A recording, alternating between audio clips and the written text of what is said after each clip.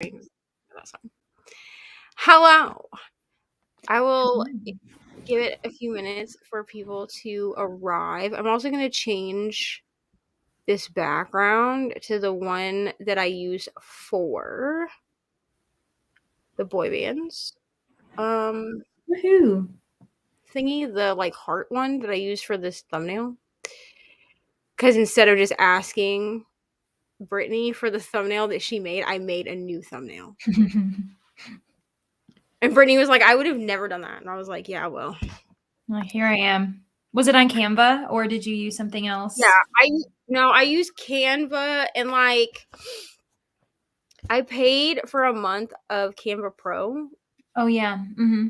And then I was like, do I really need Canva Pro? And now that like I have Canva Pro, like I reset up like my phone and everything, like with Mm-hmm.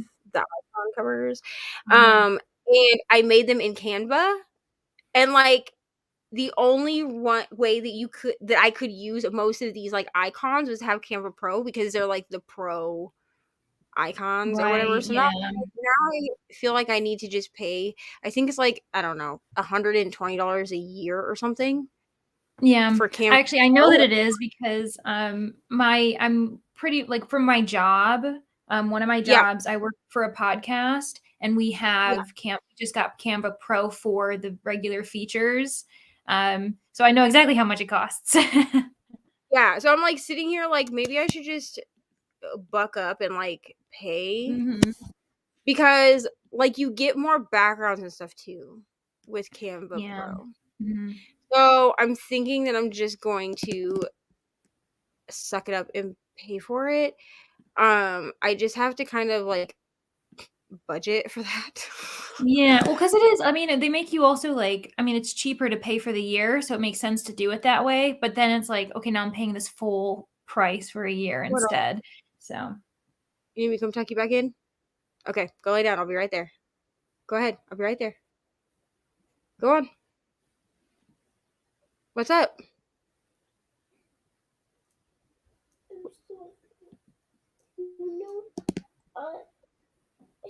What, buddy? When it's late outside and I get up very early in the mornings. What about it? If I get up early, you want me to go back to bed when I want breakfast, and then you tell me to go downstairs and let somebody else already get me breakfast. Well, I'll be up when you get up in the morning.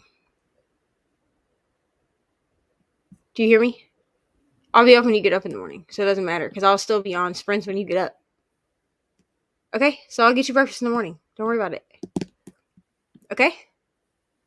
Go lay down. You're gonna go to bed. I'm not going to bed. I will not be in bed before you are up in the morning. I promise. Okay? Go lay down. Go lay down. I'll be there in a minute. Okay? Go on. Aha. I just feel like that's just more, yes. appropriate. Okay, go lay down, Ari. Okay, so what was I saying? I do not remember. Oh, Canva Pro. I think, yeah. But I also am trying to decide. I'll be right there. Go on. Go on. I'm also trying. Don't let Austin see you, bro. Go lay down. I'm also trying to decide what I'm going to do about my Patreon, because I technically have a Patreon, but I also feel like I'm failing all of them. Like, I mean, I have 3 patrons, but like I feel like I'm just like failing. So I'm trying to decide. I think I might, which like I'm thinking this through like right now. Every decision I make about this channel is made on 24-hour sprints. Like, I swear to God. I think I might shut the Patreon down for now and figure out, because like there has got to be another way that I can do like extra content, because honestly, like I forget about the Patreon.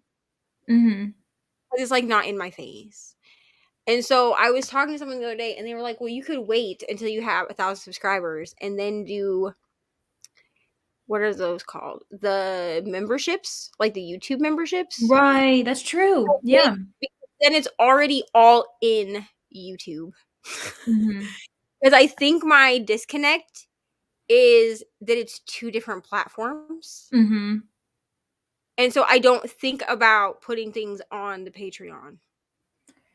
Yeah, yeah. It's almost like you have to like repeat it or like remind you. It feels like you're juggling 2 separate things rather than one that is a branch Yeah, off of and the other. Yeah.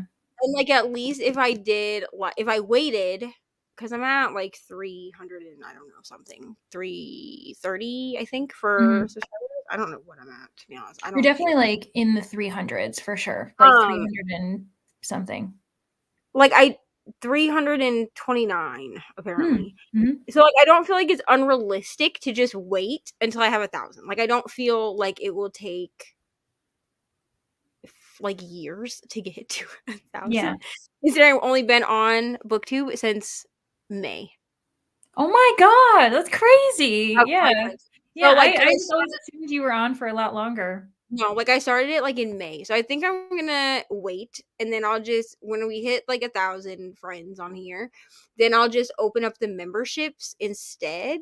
Because then Mhm. because you can like upload. I was talking to my friend Erin, who she does anti-MLM videos, but I'm part of her membership on YouTube. And I was like, so if you upload it to the membership, like, can you? She said that she can schedule her videos from the membership because she gives us early access to the videos to Mhm. upload at a certain time to her actual feed for Okay. everyone else. And like that would be so much easier for me because then I'm just uploading it one time, but just scheduling it Yeah. to upload where it needs to go. Mhm. So No, I think everyone, that makes sense. hello again, everyone. Hello. As you all, Hello, I mean, everyone. everyone on sprints gets like there's one project that's in the works for April that like I have not announced on sprints and like I want to, but Mhm. it's not fleshed out and I have to find more people to participate. So Okay. Yeah, still in the works. Well, now you're getting everybody excited, so it's I kind of a little yeah, just wait. hello everyone. Hello. Leonard, do you do sprints on your channel? I haven't yet, but I was just talking with Brooklyn over at Brooklyn Reads, who obviously we both know, and Yes. I was asking her if she would join me in my first ever sprints. And honestly, if you'd like to as well, we could have a little party over there. My channel is Leandra, the TBR0, but this is so fun. Like I love this community. I really like the aspect of reading sprints. So Jessica, I would really like to do it. And I don't know, do you do it maybe? Like, I would like to talk with other people and see, like, what the best strategy is. Because it's kind of nerve wracking to do it by yourself. So that's why I would Yeah, want to do it with I'm friends. so I'm a person that when I started doing sprints, I was doing them by myself because I Mhm. was like I didn't know a lot of people in the community. Like I had a few people that like I watched and like were friendly to me, but like I felt weird like asking people. Right. Like even now I feel weird asking people, which is why I tend to be like when we were on Brooklyn Sprints last night, I was like, if y'all want to be on, like you can be on. But like I feel weird like DMing people and be like, hi, do you want to be on Sprints? Like I feel like Yeah. so it just makes me feel like I don't know. It's like an imposter syndrome thing, I think. Mhm. Of like nobody wants to do this. So like why? Like don't go around like asking people, it's weird. But Brittany's like, you should just ask people. But for the first like 4 months that I did consistent sprints, I was doing sprints multiple times a week and I was doing them by myself. But now that I have people that come on my sprints, I Mhm. don't know how to do them by myself. You can't go Like back. when I was sitting here, like, because there was a point where I was the only person on here, so I would like go to the comments, I'll like talk a little bit, and then I'd be like, okay, well, we're gonna do another sprint because I have nothing Yeah. to say.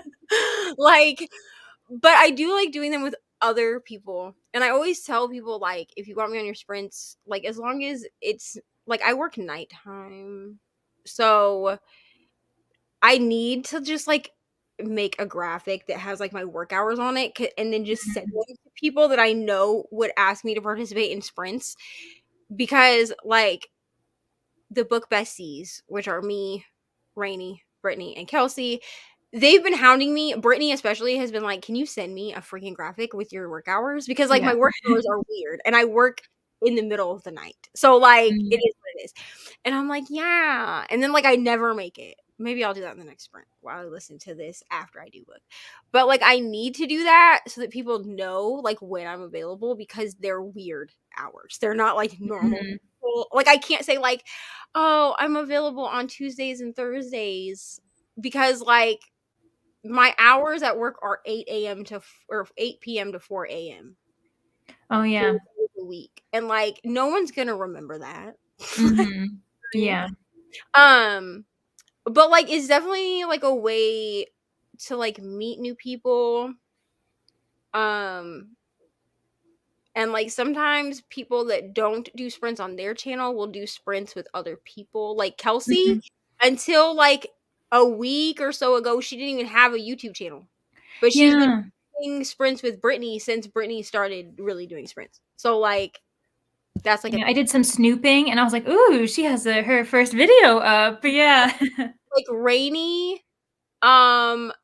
Reni didn't do sprints. She used to come on my sprints, and then it's only been since like January. Well, no, since Mhm. October that she's done sprints on her own channel, because she and I did a read the Hocus Pocus readathon in October. We hosted that together. She set it up, not me, but like we hosted it. She asked me to be a co-host. So it was me and her that did it, and so we took turns doing sprints on our channels and stuff Yeah. like that.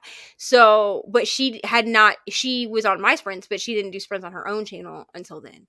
So it's really just about like, if you don't want to do them by yourself, just find people that will do them with you, because Yeah, there will yeah, be no, some I agree. that will do them. Mhm. Yeah, I need to just buy Canva and just call it. Mhm. And it's Hello cheap. again. You save like 20% if you do the yearly. So Yeah. hello, Elise's. We back. Yeah, Woohoo. for 12 more hours. um, Oh yeah, for like channel numbers. Here's the It's thing. I tell people this because people are like, "How did your channel grow so quickly?" Truthfully, I'm pretty sure my channel only grew as quickly as it did because of the amount of sprints I was doing. yeah, But no, I think so too. if you go way back on my channel, like there was when I first started doing sprints, I would get like one person. I mean, there are Mhm. sprints at the beginning of my channel. I should probably private them because they're a little embarrassing. But it's literally just me sitting in front of my computer and like talking, and then realizing like nobody is here. Mhm. So I would like, come back from a sprint and be like, if you're here, let me know what you're reading, and then I would immediately start a new sprint. Yeah, Like yeah, that's probably the way it took is. like a good month before people were actually showing up in sprints, and then they were like, oh hi, we found your sprints because you were the only person doing them, like that type of Mhm. thing. So like it's like I was consistent with sprints and nothing else. Like my channel when I first started was nothing but a sprinting channel. So like Mhm. I was so consistent with sprints that people were like, oh, Neva does sprints these days, whatever. So people started showing up to sprints, and then I did the 24-hour sprints as an experiment, and Mhm. then people like them, so now we do them every month. So here we are. Yeah. So I Mhm. definitely wouldn't say that you're like failing your channel. It's just you Yeah, have for to sure. And then also growth is different for everybody depending on what you're doing and and finding the right people. you have to like find the thing that you can be consistent with Mhm. on your channel too. Like, and I feel like because like consistency is key, but what I'm consistent with may be different than what Leander Mhm. is consistent with or what Brittany's Yeah. consistent with. Like Brittany, she out here pumping out videos. I think it's like 3 days a week or something. Yeah. Not me. I can't do Y'all, that. y'all lucky to get a video a month from me. To be real with you, like because here's the thing: like I start videos or I have a concept for videos, and then something happens. Like I hit a slump, Mhm. or I get sick, or I just forget that I was supposed to be doing a video that's happened. Mhm. So like I do sprints every week, and then I do the 24-hour sprints once a month. But the only other thing that I'm really consistent with are my TBRs and my wrap ups. That's it. Like Yeah. otherwise, like I know that if I committed to 2 videos, 3 videos a week, it would never happen. People would unsubscribe because I was telling you you would get these videos and you would never get them. That's just Mhm. what it is. So you just have to find what you're consistent with. Um, Yay, friends! That's so nice of everybody. Thanks. Yeah, of course. You are welcome. yeah, this is me. Like I, Mm-hmm. it's not even really Yeah, about it being feels weird. like cool enough Mm-hmm. person. It just feels weird to be like, hi, hi, do you want to do sprints with me? You know what I'm saying? Like, Mm-hmm. okay. Yes, the freaking Libby. Okay, so Jessica, since you're here, okay, so I put up a poll like a while back on my community tab asking if people wanted this live. So most people voted to have the Libby walkthrough be live on my like, which means that I will be showing you from the desktop app, which the desktop browser is not that much different. Like if you know how to Yeah. do it on the desktop, you can do it on a mobile device. I am going to put up a new poll. I'm going to put up a new poll asking because I did put up a poll asking I think about the day. I think most people voted for like a Friday, which like is fine. I'm off work. But I need to figure out the best time to go live Mm-hmm. because a bunch of people that are trying to transition from Overdrive to Libby are having issues with Libby because it's different. Oh, really? Okay. And this was like a thing that Jessica brought up like last year, like in Mm-hmm. 2022, because I always link Libby down like in my descriptions. So, um, I see this comment, but I feel like more people were interested than just Jessica. I mean, even if Jessica was the only one interested, I would still do it. But I need to find a time that works for everyone so that a bunch of people don't have to watch playback Yeah. because I kind of want to do it live so that people can ask questions if they have them like in real time. You know what I mean? Yeah. No, that makes Um, sense. but Libby can be rough if you don't know what you're doing, especially with their new with the new thing where like when you go to find a book, if you have multiple libraries and one library has less of a hold, there's a certain workaround that you have to do in order to hold it at the library you're trying to hold it at, which is Mm-hmm. annoying, but like Yeah. fine, I guess.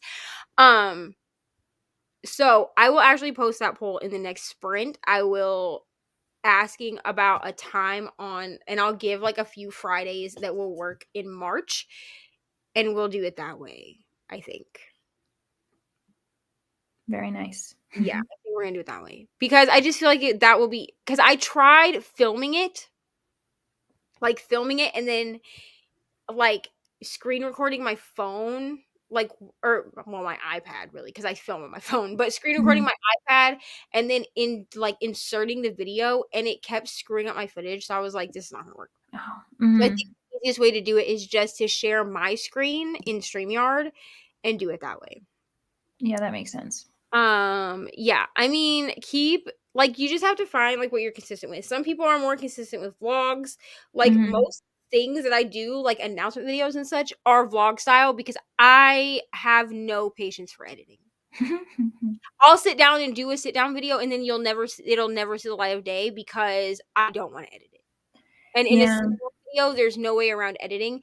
In a vlog, I can stop the vlog and go back and redo it. Or I can cut out those pieces, but it's usually all one piece. You know what I'm saying? And it's only like Mhm. 4 or 5 minutes, as opposed to like a 45-minute sit down video that I have to watch the whole thing and then edit things out. I don't have time. Yeah, that's actually what I do. I do vlog sometimes, but I've mostly been doing the sit down videos, and I think that's why I don't do. I think I try to like do every 7 to 10 days a video, just because I end up editing a lot. But I have fun with the editing. It just takes hours to do it, so I get it. Yeah. Personally view people more if someone posts it to Instagram. Yeah, I Hmm. try. I don't always remember to do this, but I try to post like when I make a new video or like when I've posted a new video, I try to post it like to my stories with like the link underneath it so you can just Yeah. click it and go to the video. Um Especially with the way that the YouTube algorithm works because like it doesn't always send people notifications when you've posted even if you have like the bell clicked or whatever. Yeah, it's I weird. know that some people still have issues like being notified that the people that they watch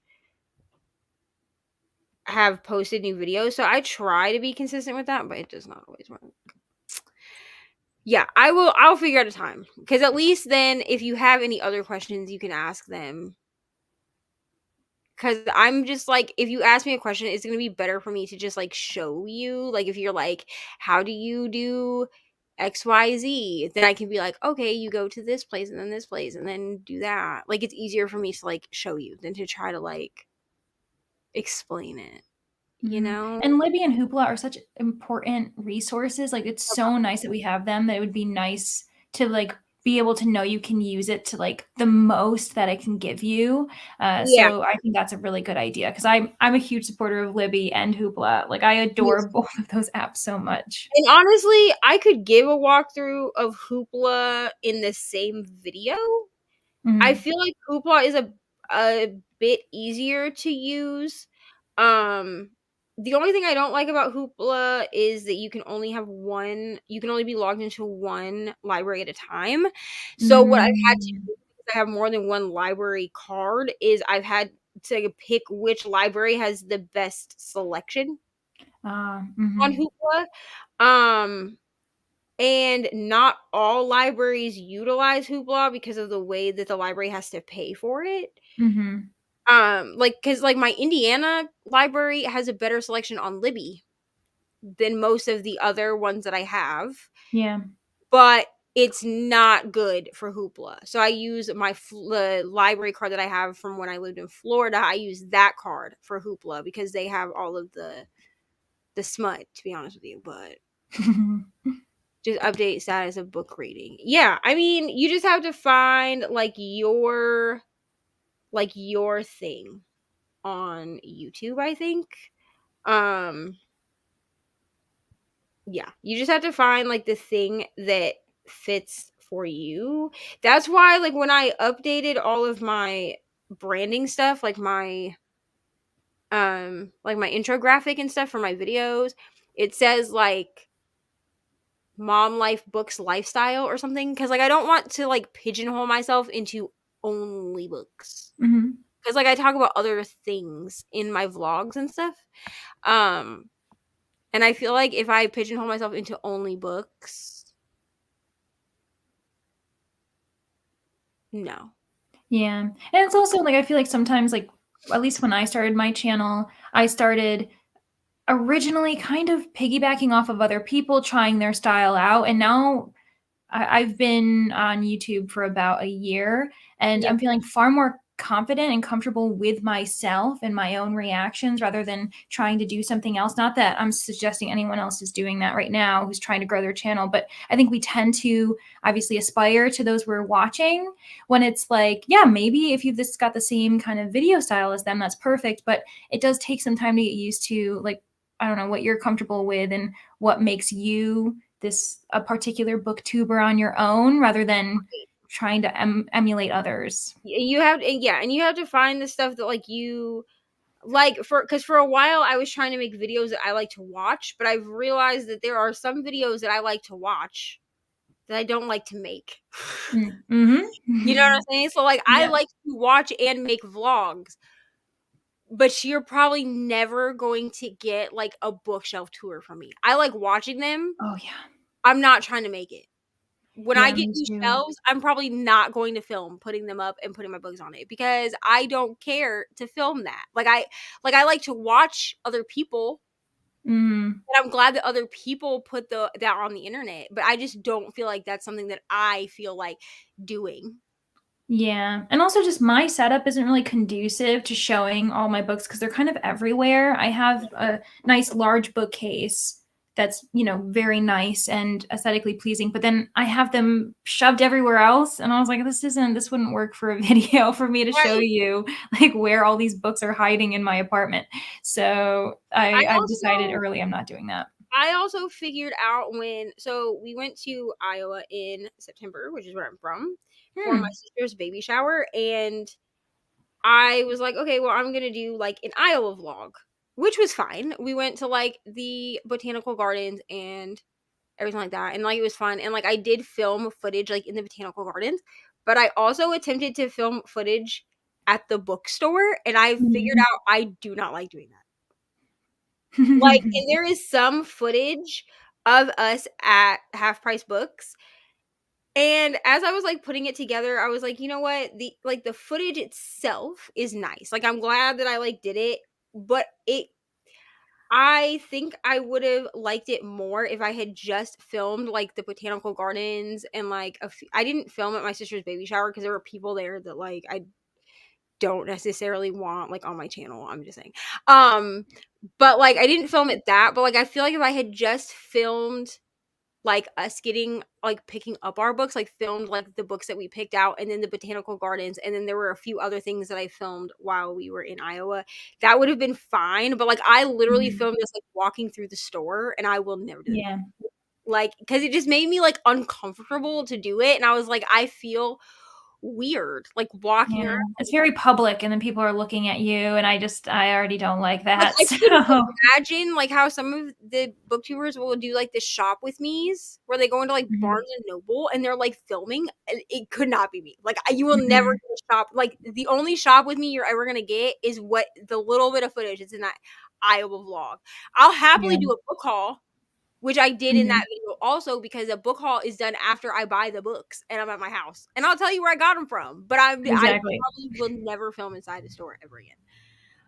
All your borrows all go on the same page because I have more than one card. Is this for Yeah, Libby? that's true. Because Once you Libby, borrowed them. they all go on the same thingy. Library, I barely check Hoopla. Yeah, I use Hoopla a lot for my audiobooks because I tend to have little to no wait on Hoopla. Libby always has a wait time, like especially with the more popular stuff. Yeah. If I need to find a book like ASAP and can't find it on Scribd, I usually go to Hoopla first because they have little to no wait time most of the time. Yes, we're about to do another sprint anyways. Woohoo! Yeah, perfect timing. Though, to share this stupid timer. Hold on. Yes, and in this sprint, I'm gonna finally finish Ink. I only have like a chapter and an epilogue left. Yay! Yeah, I'm gonna start after I do. I'm just not excited for this book. Like, I'm just not. Like, I know, I'm so sorry. But I need to read it for book club, so like I need to like stop pussyfooting around and just read it. And it's only the first part is only 74 pages. And I think I can listen to it at 2 times speed. So that's even less pages. I'm sorry, 72 pages. So that's even less pages if I listen to it at 2 times speed.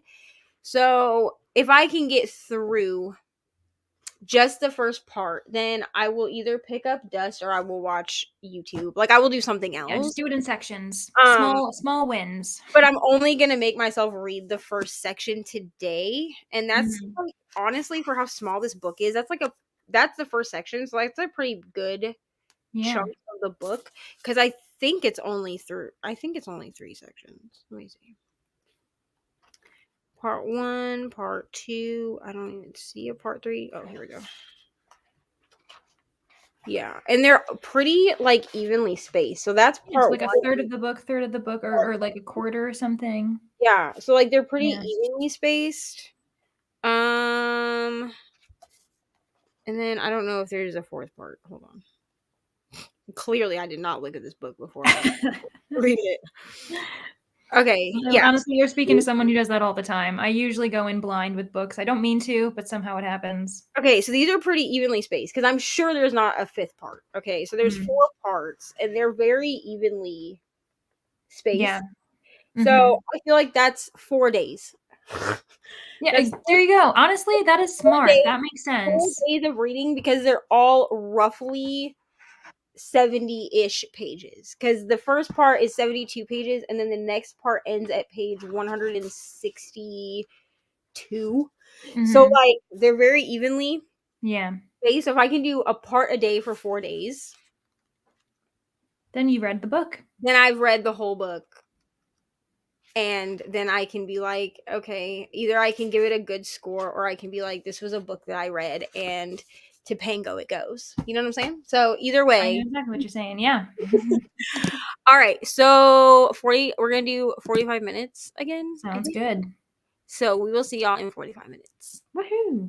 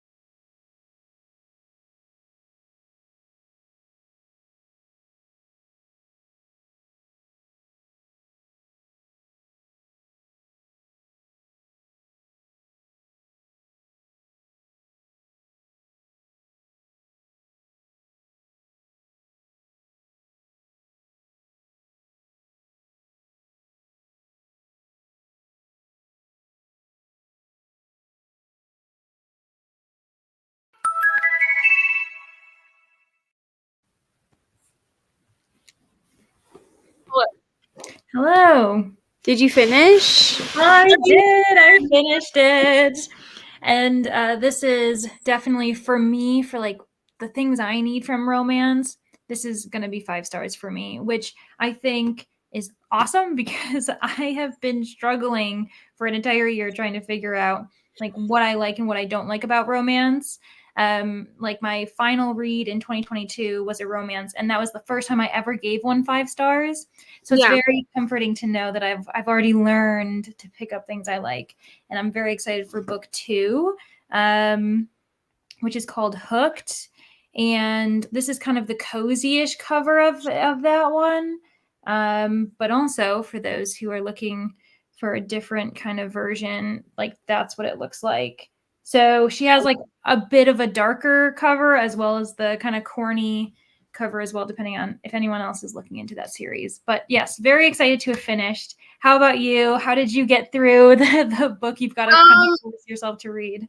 So I made it to page 45, 40, Okay. like the beginning of page 46. So it's like this much.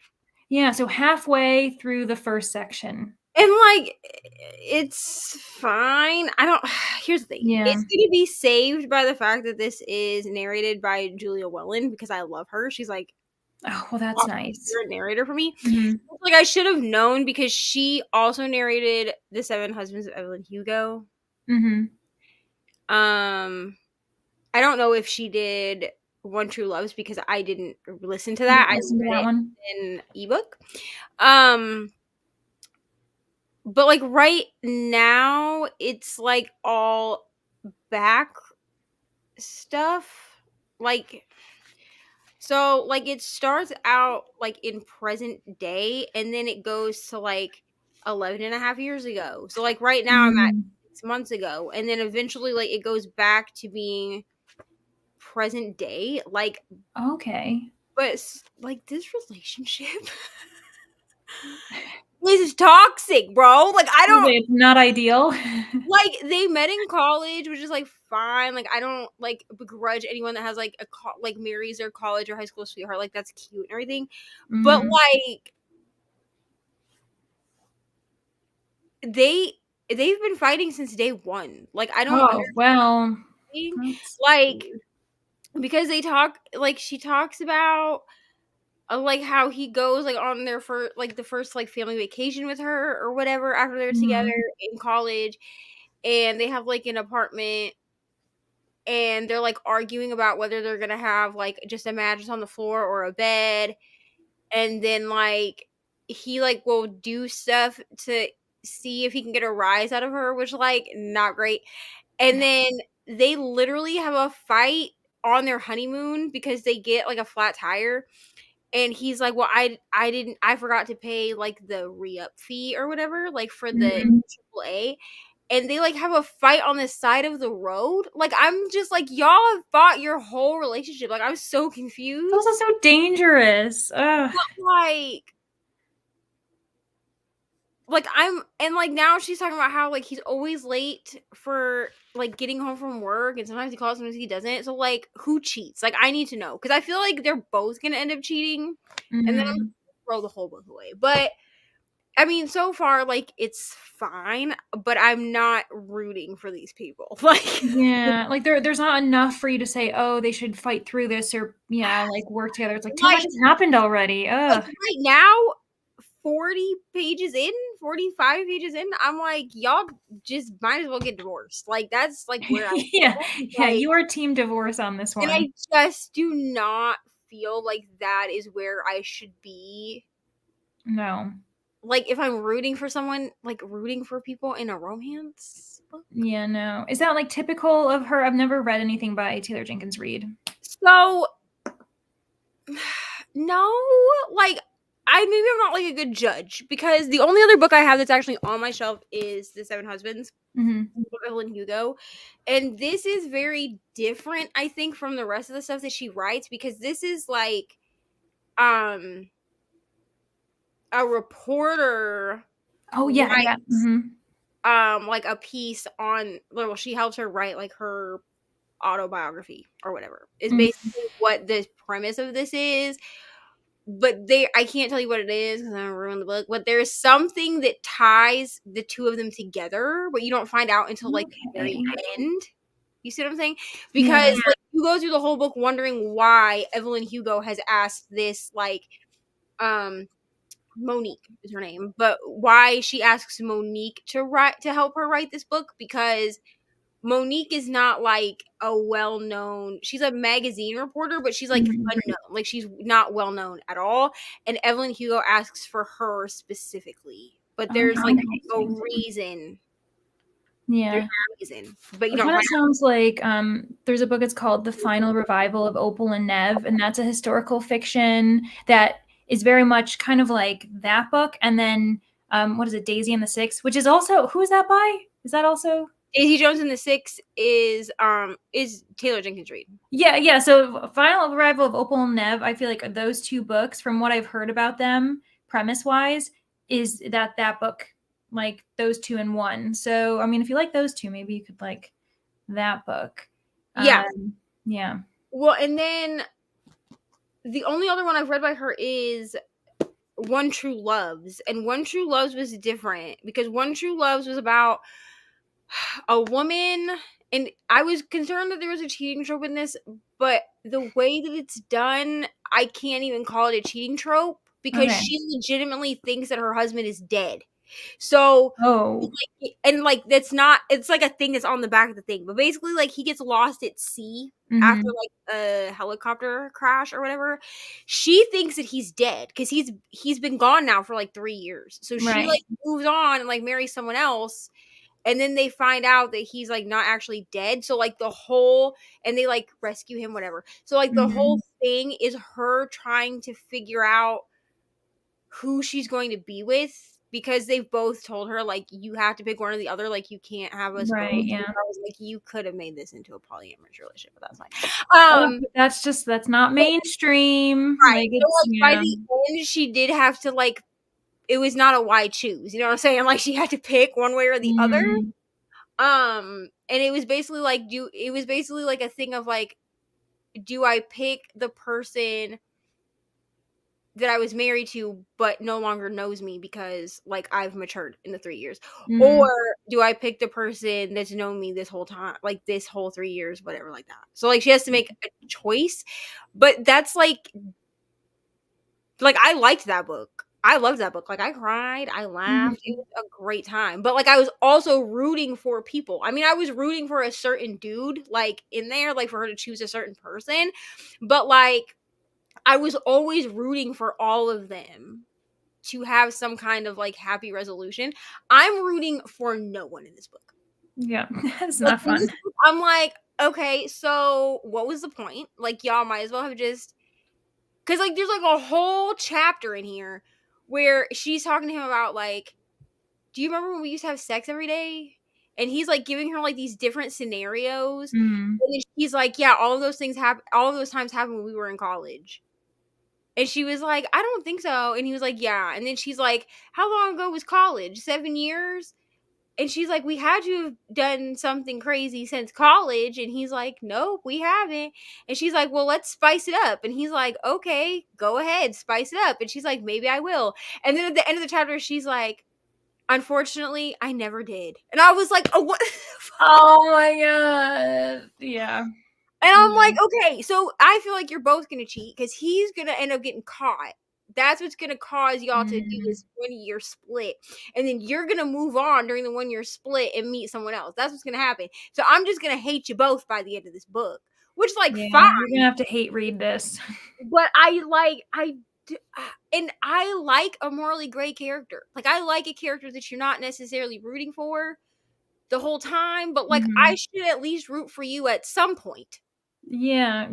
Or at least have some type of, like, qualities you cling to, being like, "Okay, but at least they do Right. X," or I something. should care. Like, I'm hoping that maybe that, like, at least her character maybe like redeems herself like during this 1 year that they're split up, because I know that that's coming. But I'm kind of sitting here like I feel like I'm just gonna hate both of you, and then at the end of this book, I'm gonna be like, well, I gave this 3 stars, mostly because it was narrated by Julia Wellen, and I hated every character in this book. How do y'all feel about the book? Because I feel like somebody is in the group will love this book. There's like 15 of us reading this book, so like somebody is gonna like it. I just feel like that someone is not Not you. Okay, E Harris, thank you for hanging out. E Harris, listen, the last like 2 times I did 24-hour sprints, they stayed up the entire time. Oh my gosh. I mean, In the good comments, job. Good for and you. I was like, no one else had, because like people would ask, because I always get like new people on 24-hour sprints, and they're like, do we have to stay up the whole time? And I'm like, no, like the only person that has to stay up is me. You know what I'm saying? Mhm. And if I really have like nobody on screen or nobody in the comments, like I will set like a longer sprint to like Yeah. shower, you know, take a cat nap, like whatever. More. But there was one, I think it was the October ones, because I didn't do 24-hour sprints in November. I just did a 12-hour sprint for my birthday and called it good for that month. I think it was October. There was like 5 or 6 of my regular friends on this channel that stayed up the entire time and were like interacting. And I was like, y'all really did the thing. Like, you did not have to do that. Didn't read, but had cuddle time with the littles before they went to bed. Still Amazing. productive. 50 pages. Oh my gosh, you'll finish the next sprint. So close. Hello. Welcome back. Took a nap. Naps are great. You know what I'm saying? Yes, they're definitely worth it. I'm never gonna tell y'all not to take a nap. I'm just saying. No, support it. Because there are definitely times where I will like start a sprint and then I'll kind of like, I don't sleep really, but I just kind of like doze. Like I just like relax and like close my eyes.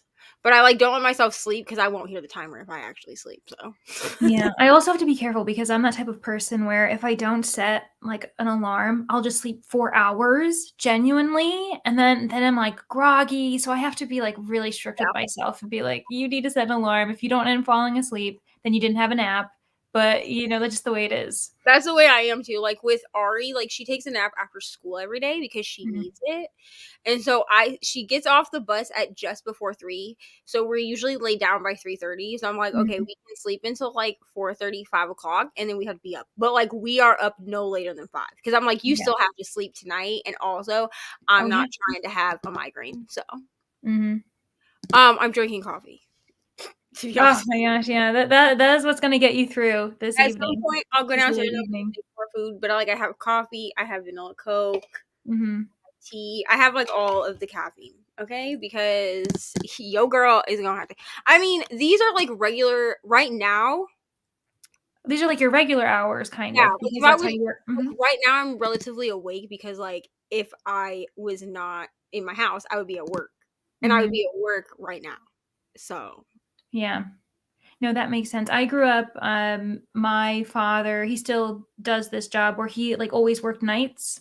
yeah, So like it's normal, like, you know, now that I'm once in a while, I'll call him while he's driving on his way to work, which is an hour from where he lives.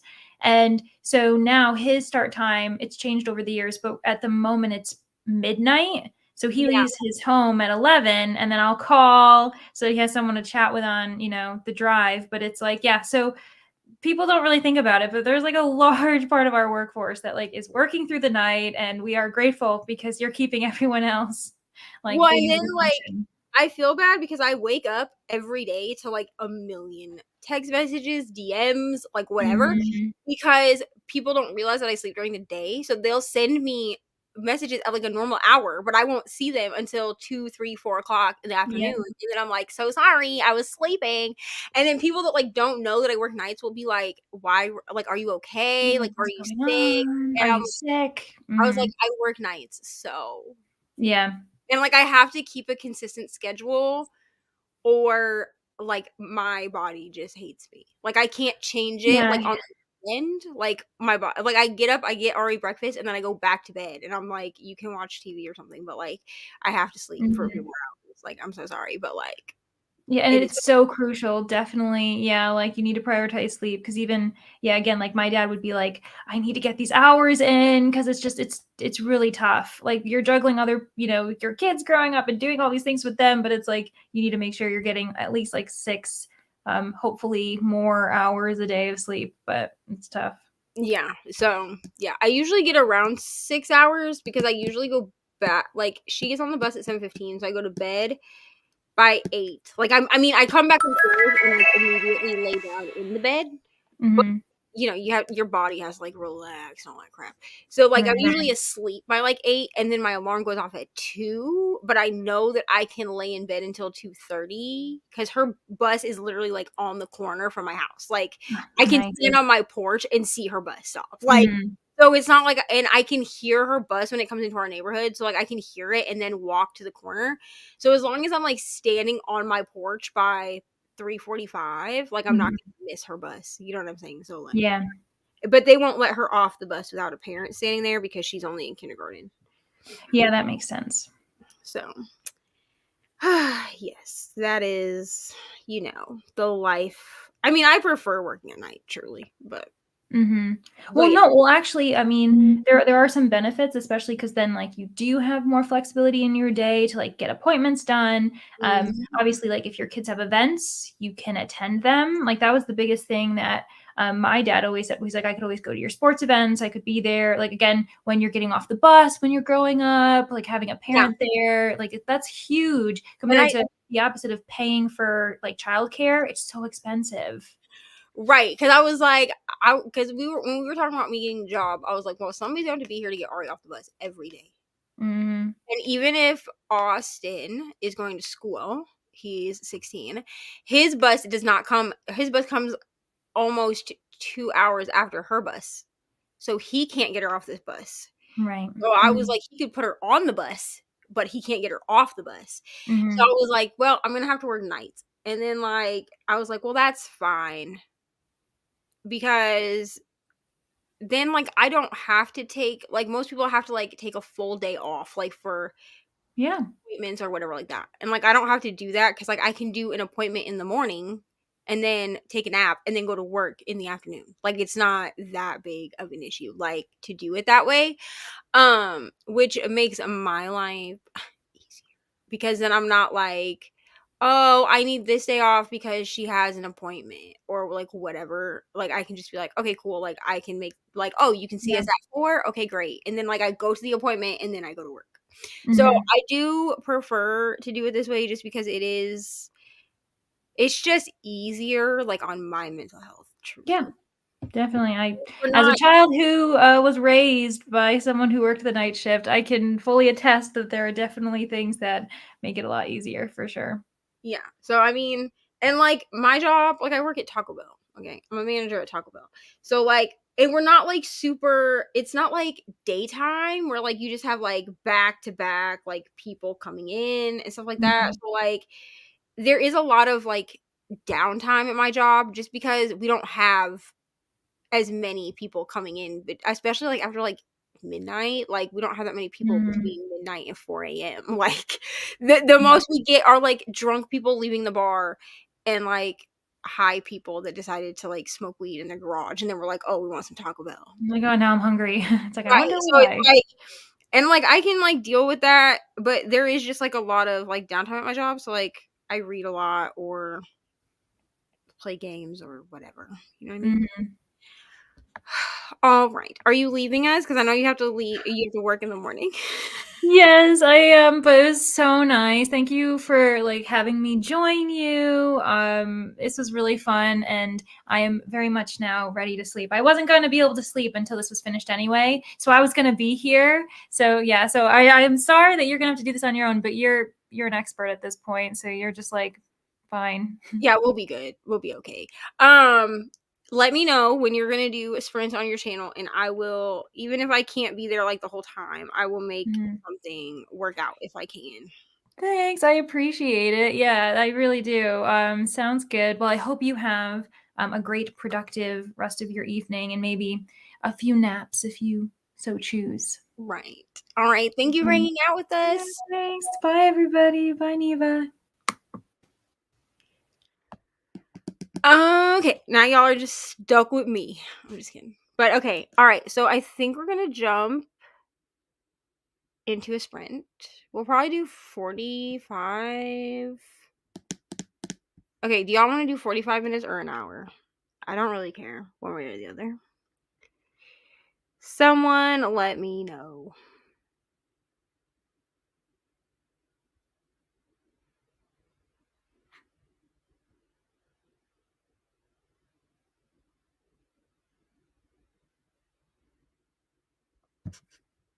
Okay. I will send you. Let me send you the link.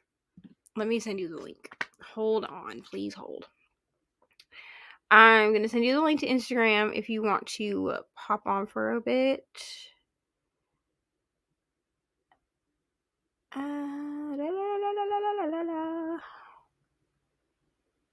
If I can spell, good grief. Here we go. Okay, I sent you the link. Let me know if it works. Pop in. Finish chapter 15 of Africa Risen. The rest of the time I looked for eyeshadows. Do I need them? No, absolutely not. You are me, but with the press-on nails. Because, like, I usually buy just these. I don't know if you can even see them, but I usually buy like these. Right now I don't have one on this thumb because I had a hangnail and it's like actually painful, so that's fine. But like these are just like regular like squoval French tip medium length. Like I can do things with these, and but they're not like too short, you know what I mean? But I will go onto like the Kiss website and I will literally just like search for nails. Like, and I'm not going to like, do I need them? No. And I am always looking at like the seasonal ones. Like, I'm always looking at like the Pride Month nails or the Christmas nails, which I'm like, I'm not going, well, the Pride Month nails I would wear the rest of the year too because they're just like rainbow, like different versions of rainbow. But like, I'm not going to wear Christmas nails anytime but Christmas. I I don't need them. And I tend to keep my nails very plain because I need my nails to match whatever I'm doing. So I don't know why I torture myself with this, truthfully. I do not know. 45 minutes. Okay. I'm going to give Chrissy a couple minutes to see if she pops on. And then we'll start another sprint. So I'm going to give her a few minutes. I did send her a message with the link. They really have like the nails that I had last year for Pride Month. I ordered from them like a month before we went to Pride, like because we go to the parade and stuff, and like honestly they will last me at least a week as long as I get the right length. So like these ones are for me are really good because I can like type still and like I can function like at work, and these stay on really well. I will have a few, sometimes I will have ones that like pop off, but I just like glue them back on and it's like fine. And they don't tear my nails up like getting my nails at the salon done does, but they look like salon nails. So I'm like, the only ones I don't really like are the Impress. I don't love those because they already have the sticky stuff on the, like the adhesive on the back. And I find myself still using glue to get them to stick because the adhesive is not great. Hello. Hello. The glue that I use for my press-ons is just this. It's like the Kiss glue. Oh, I have those now. I It's have those just glue. it's just like it goes on like nail polish. I don't want it to like drip everywhere. So it goes on like nail polish. And it's just honestly like it works really well, but it's also cheap. I'm not gonna lie to you. It's like $4 for one of these, and this will last for like multiple sets. But there's also a brand that comes. I don't remember what the brand is, but it comes in like a glass bottle. Like it comes in. It looks like a nail polish bottle, and it has like a yellow label. I've also used that, and that glue is really good too. The bonding on that one is a lot better, but it's more expensive. It's like $7 or $8 for the thing. But usually if I'm just trying to buy some glue at the store, I just get this. Can't do my nails like that. Those nails you have would be too long for my work. Risk of scratching someone's eyeball. What do you do? Oh, man.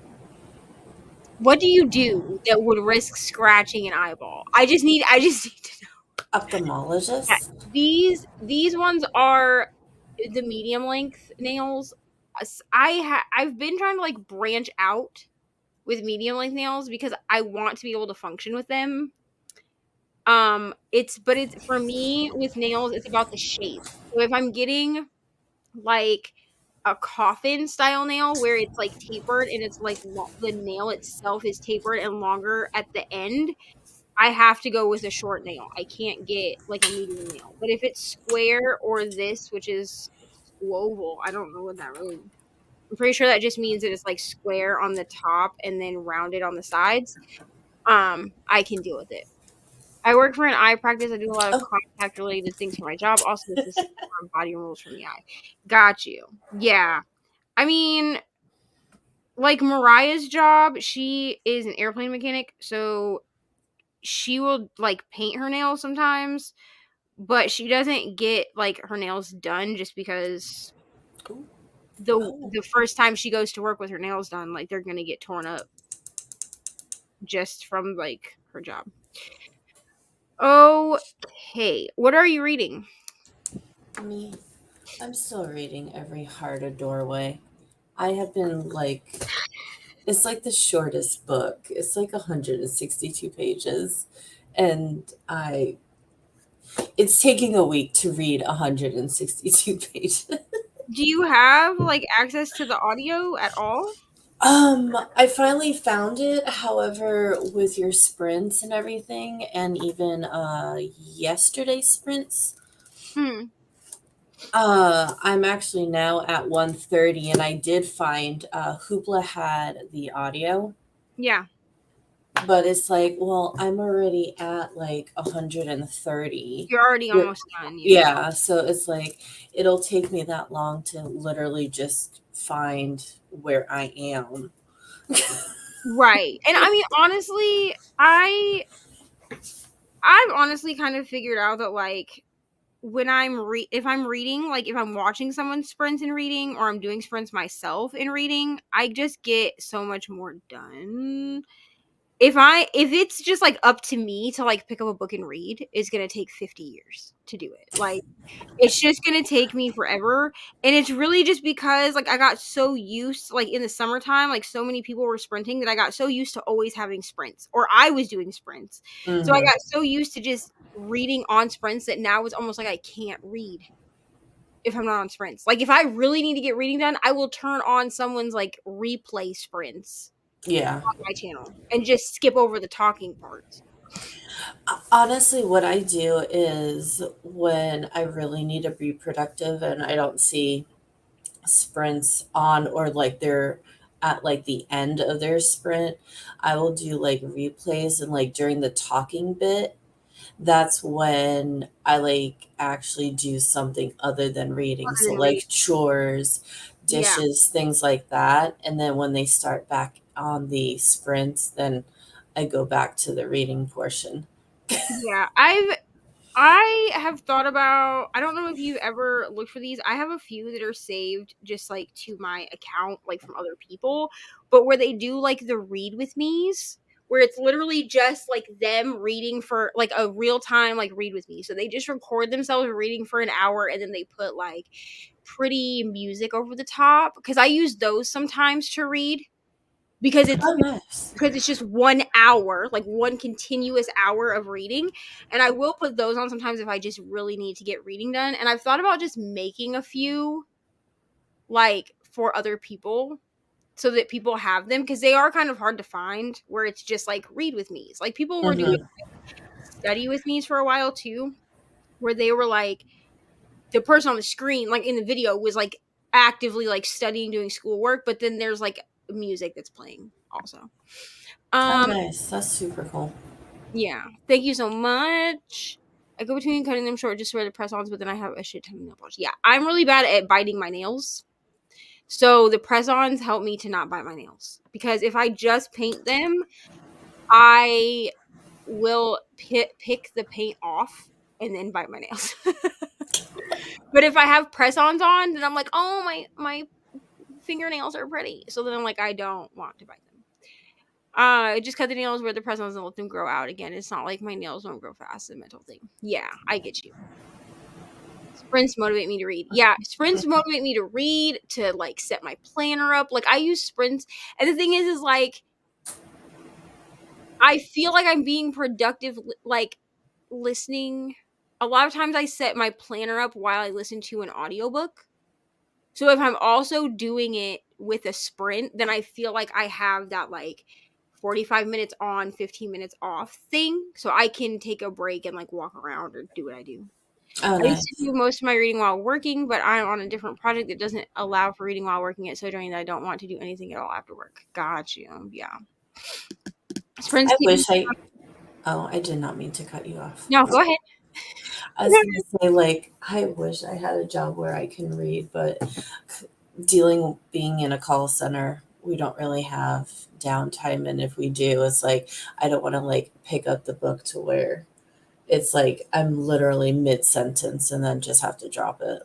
Yeah, and I read a lot at work, but a lot of my reading consumption is audiobooks because I can have an earphone, like an earbud in one ear and listen Oh, to it gotcha. while I'm like making people's food. Or if we actually have downtime, I do take my Kindle to work with me. So there will be times where like we just have no orders and I'm just sitting in the office and I'm just like reading my book. Oh, that's cool. And then I'll be like, oh, we got an order. But almost always there's like time for me to like finish my sentence and then get up and deal with the order. Sprints keep me from staring at the wall and contemplating my life decisions when it comes to this career choice. I need I need sprints help with my ADHD to actually get things done. Yeah, me too. I Mhm. used to also watch like the cleaning motivation videos, Oh, yeah. but then I was like, these people have perfect houses and I don't want to look at their perfect houses. I know, like, it helps me motivate. It's like, oh, there's a pile of laundry. I probably should put that away. And then I go and I'm like, I just worked 40 plus hours. I really don't want to do that. Right. Like no. You should. And if you do, let me know because I will gladly do sprints with you, honestly. I mean, my channel started as a sprint channel. Like it wasn't anything else. Like I was just sprinting. I think I had one video which was the YouTube newbie tag because Lexi was like if you do this tag, people will find your channel. So I was like, well, let me do this tag and then all we're going to do is sprint.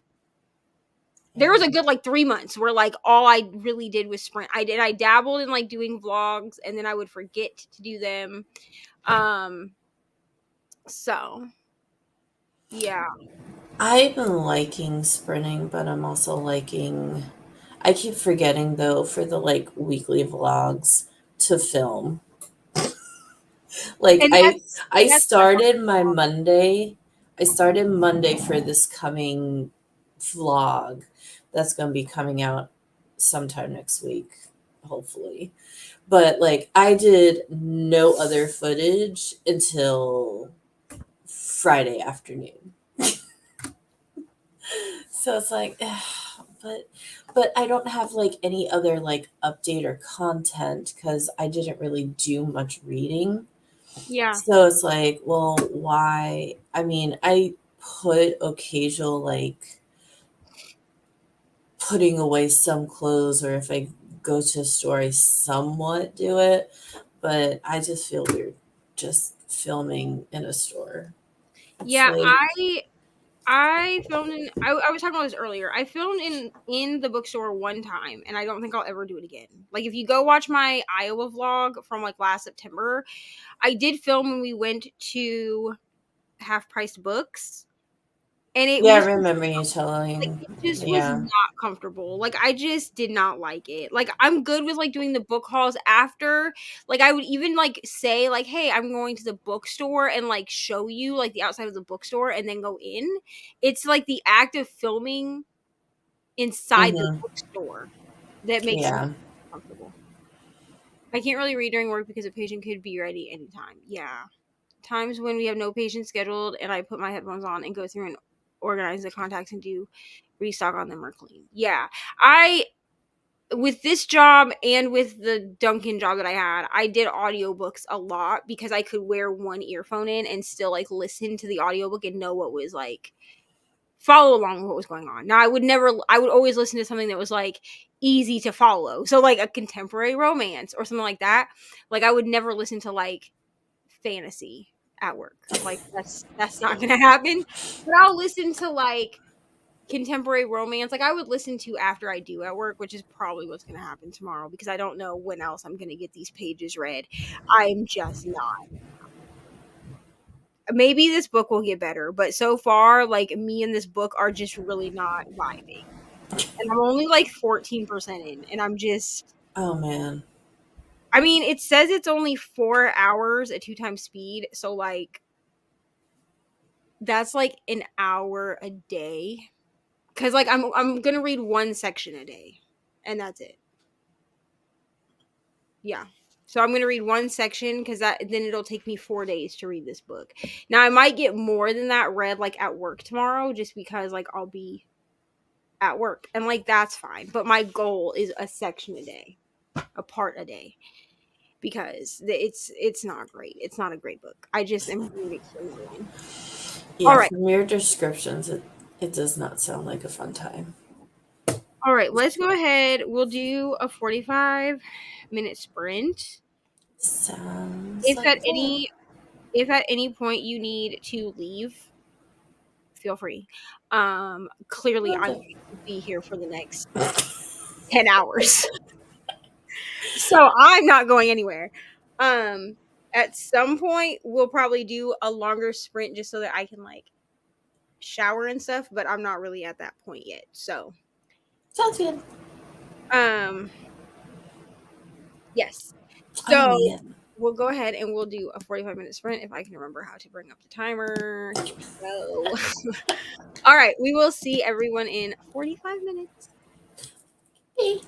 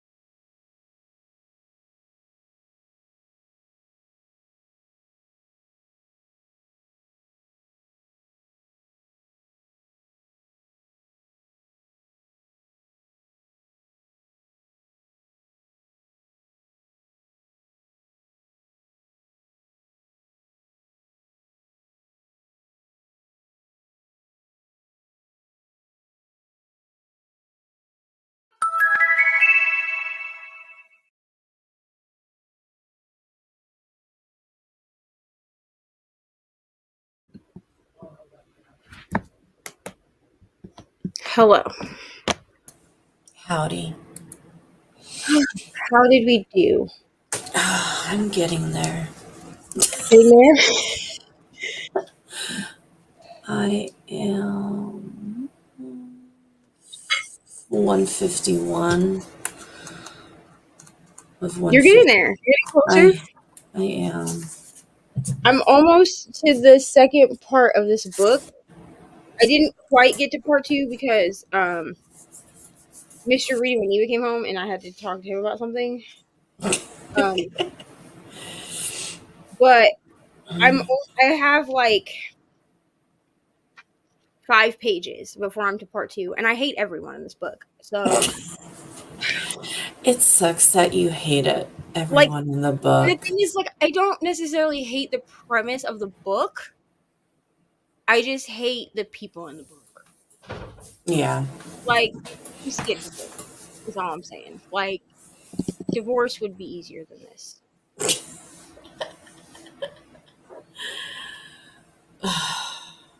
No kidding,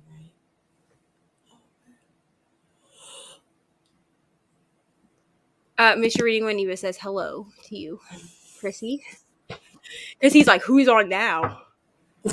50 pages. Tell him hi. He can hear you. She said hi. Clearly you heard her, but like 50 pages left of Sold Our Souls. Wonderful. Got to 50% of Women Without Shame or Woman Without Shame poems by Sandra Cisneros. This sounds wonderful. I don't know what it is, but I like poems. Can I help you? But yeah, so I have 5 pages left before I get to part 2, and that's where I'm gonna end with this book for today because. So where are you going to pick up after?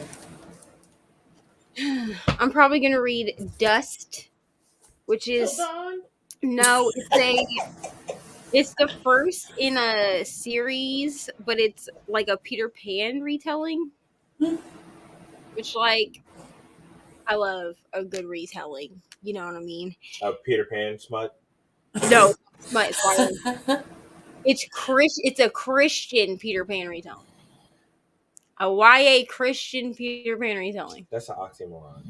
I know. But it was in. Is Christ coming down to No, so listen. Save the children? So or is it I don't know. The devil coming in to Here's the thing. I don't know what makes this a Christian retelling. However, I follow an author. I believe her name is. I don't know how exactly to say her last name. I believe it's Jennifer Kopff because it's Kopff. Anyway, she wrote a book that is she pitches it as being like a cross between the Chronicles of Narnia and the Nutcracker, which the Chronicles of Narnia is a Christian, like the man that wrote that book. Okay, I'm just going to say Christian this. based. If you didn't know anyway, that the author was a Christian. Well, I'm just saying, but what I'm saying is that works for me because the Chronicles of Narnia is literally it's an allegory. It's like of Jesus. Yes, it's literally a retelling of Jesus' story. Like that's what it is. It's an allegory of Jesus coming back in. She did Ascalon. Aslan. Ascalon. Don't tell me about the old ways. I was there. Bitch, shut the fuck up. Oh, sorry. I need to be off your life. I'm going away. I love you. Love you so much. Love you so much. Bye. Love you. Hey, will you put a pot of water on the stove to boil, please? Yes, I can do that. Thank you so much. Yes, I just need a pan of water on the stove just so I can make some noodles here in a minute. Thank you. I can do that. Thank you so much.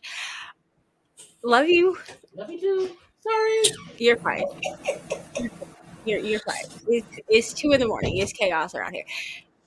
He was. Is it bad that like the way that he said? I could totally like imagine him. It's like, okay, bye.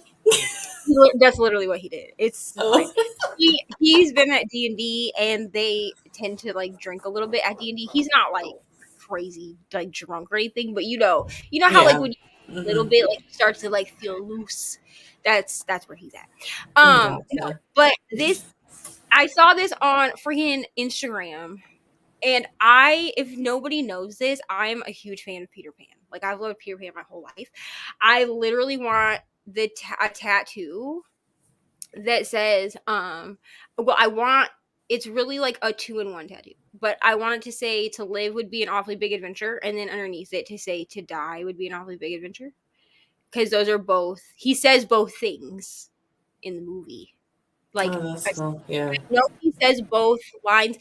They're lines in the book, like the original like story of Peter Pan, and then in the live action movie, he does say it also because he says, everyone's seen Peter Pan. If you haven't seen Peter Pan, it's literally been around longer than I've been alive, so I'm ruining nothing for you. But like so he says to live would be an awfully big adventure when he's talking to Wendy, and then at the end, when we all think that he's gonna die, and then he doesn't. Mm-hmm. He says to die would be an awfully big adventure because Wendy's like live, Peter, or whatever the hell. Anyway, Yeah.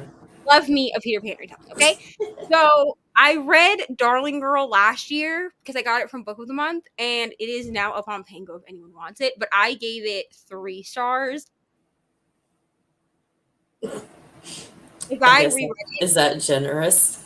If I reread it with the critical eye that I have this year, where I'm like being more observant of what I actually am enjoying and not just like giving 5 stars because feels, I probably would have given it like a 2. It was just not. I liked the idea behind the retelling,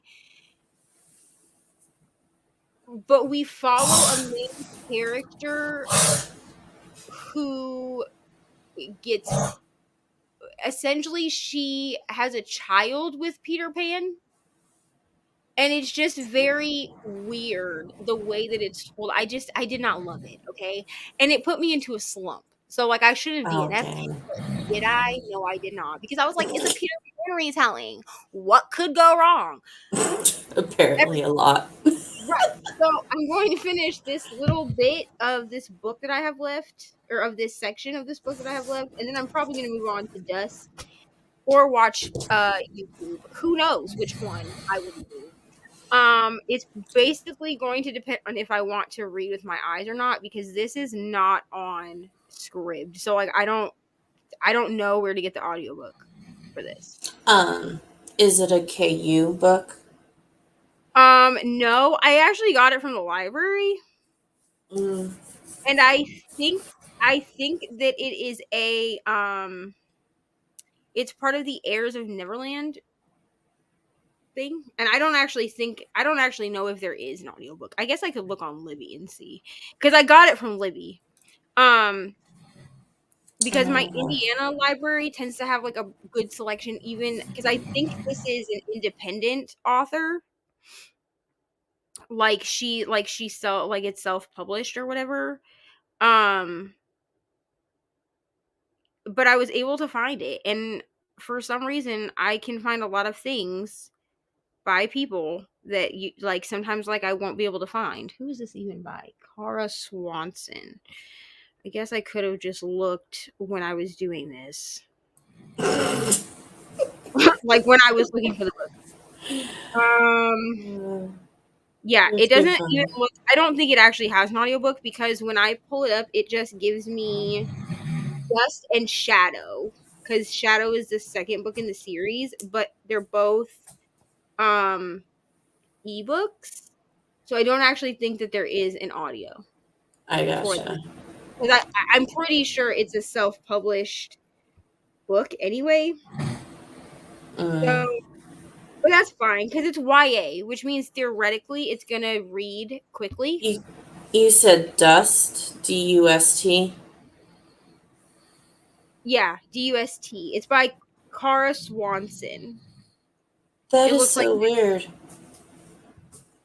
Because I have the audio under Scribd. You have the audio for Scribd? Yeah. I just looked it up under Scribd, and it gave me the option for the audio. I see the ebook. I don't see. That is so weird. This Yeah, is it, right? This is it, right? Oh, geez. Yeah. Yeah, it says audio, I think. Where are you going? That is so weird. Yeah, it has like a little headset in the corner. That is so weird.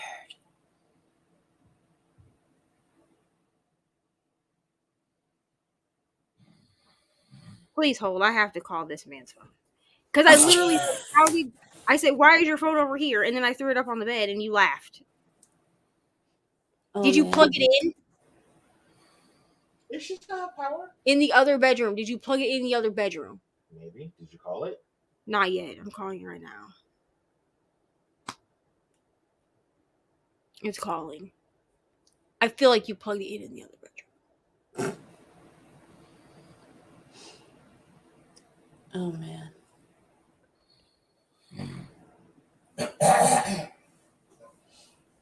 I do apologize if you're having And this man hearing plugged backgrounds. It's okay. Man plugged it in the other bedroom. Yeah. It is fucking better. Do you work tomorrow? No. No work tomorrow? No work tomorrow.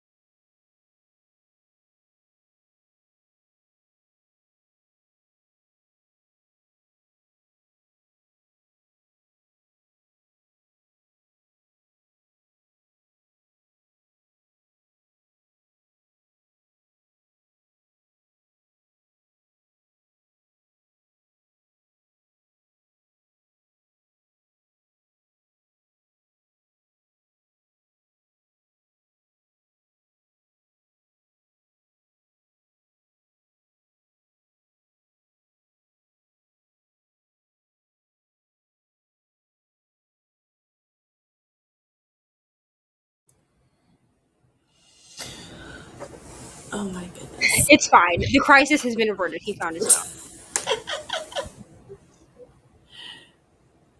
Anyway, goodbye.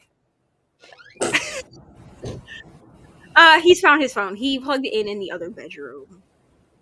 As I knew he probably did. Of course.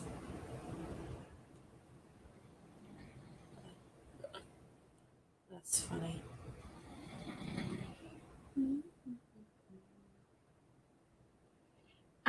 Anyways, what was I saying? I have no idea.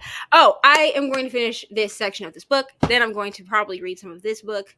I don't know though. I might just find, because I have a few books that are still on my TBR that I have audio for. Because I Oh, also that's need, cool. I am sick of looking at my shelves. So I need to rearrange my shelves again. Because, so I have two shelves. I'm not going to, well, I guess I could show them to you. So I have two shelves. So I have this shelf. Please excuse my array of caffeine. But I have this, which is shorter. And then I have this shelf, which is taller. This is yarn, if you're wondering. So on the shorter shelf, I want the second shelf to be like a TBR shelf. Because I don't have a cart yet. Mm. But that means I need to basically shift everything. So like I need to shift, because right now on this shelf it's all fantasy. So I need to shift my fantasy over to the big shelf and then put my thrillers with the fantasy on the big shelf. Because then I think I'll have room to put book of the month and my contemporary slash contemporary romance slash historical fiction down at the bottom of the small shelf, and then I can make the middle shelf of the small shelf my TBR cart, TBR shelf. Because I don't read the contemporaries and the romances as much, like the contemporary romance and historical fiction.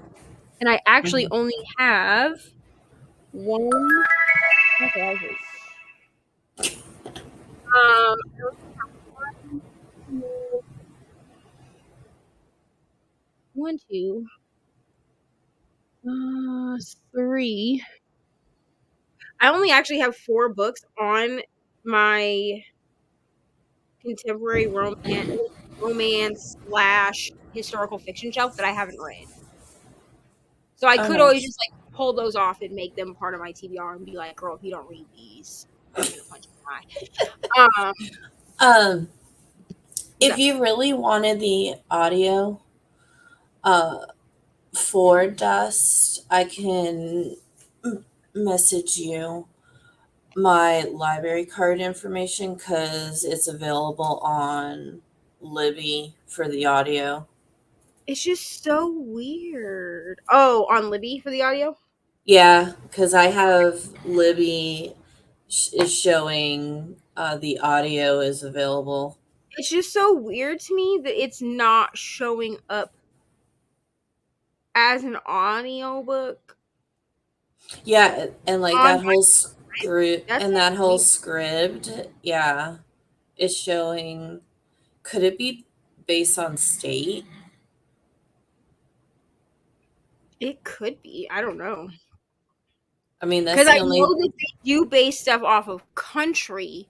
Because there's definitely stuff that I have on Scribd that like Brittany doesn't have because she's in Canada. That's just so weird. Because she'll say like, "Oh, I don't have that on Scribd," and then I'll be like, "Oh, sorry," but we're in like 2 different countries, so like that makes more sense to me. But like, We're both in the U.S., so it shouldn't be that different. right? Who Is knows? it? Could it? I don't know.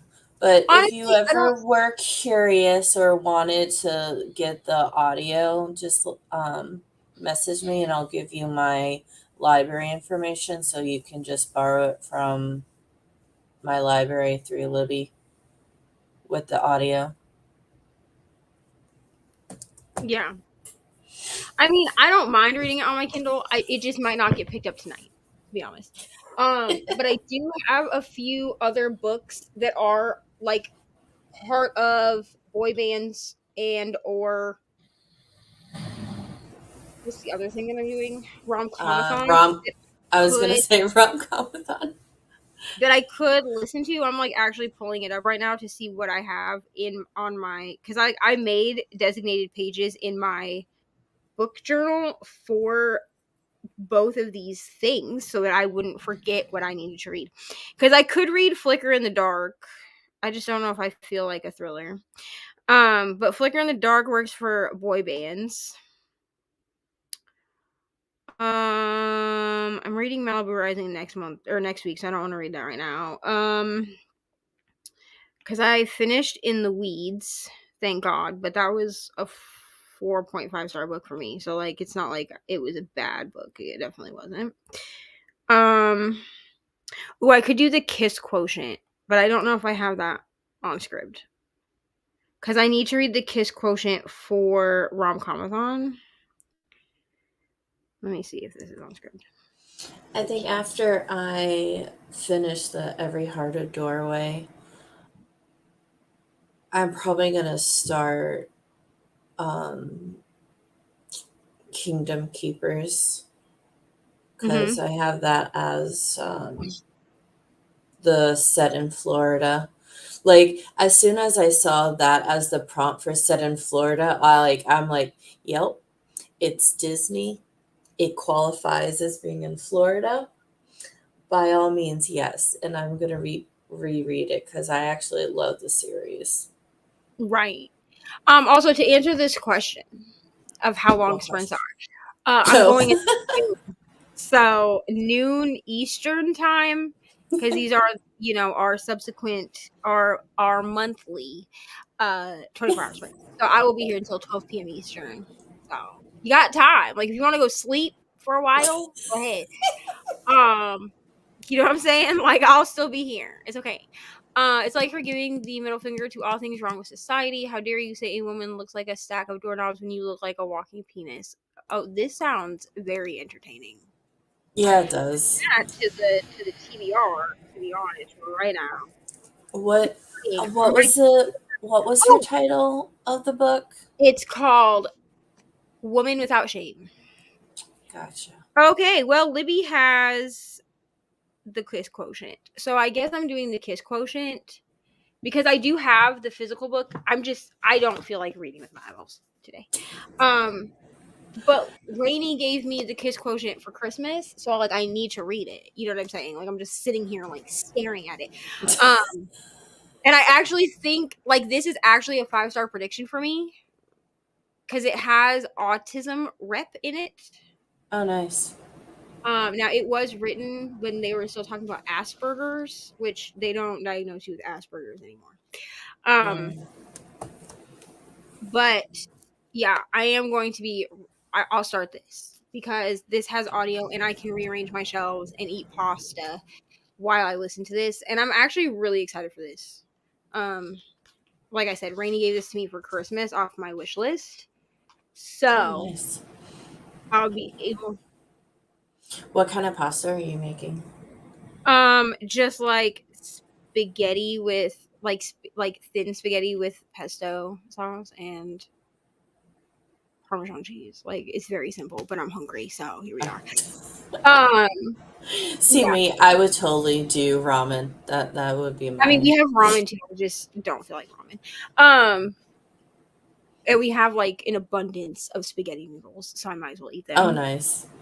But yeah, I think I'll finish my little bit of this and then I'll move on to this. I think that's what we're gonna do because I'm just not gonna read anything with my eyes. I'm just really not gonna do it. So, but like listening, I can like do other things, Yeah. stay awake and do other things if I'm listening. And I also need to set my planner up for this week. Because I never have time to do it like once I go to work and I worked later today. So I need to also set my planner up so that'll allow me to do like multiple things while listening.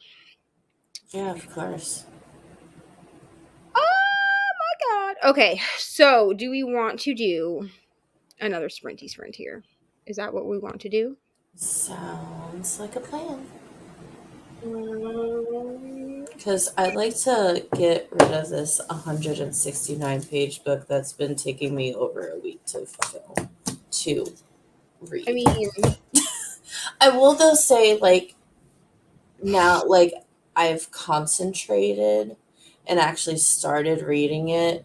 Uh, and it's actually really good.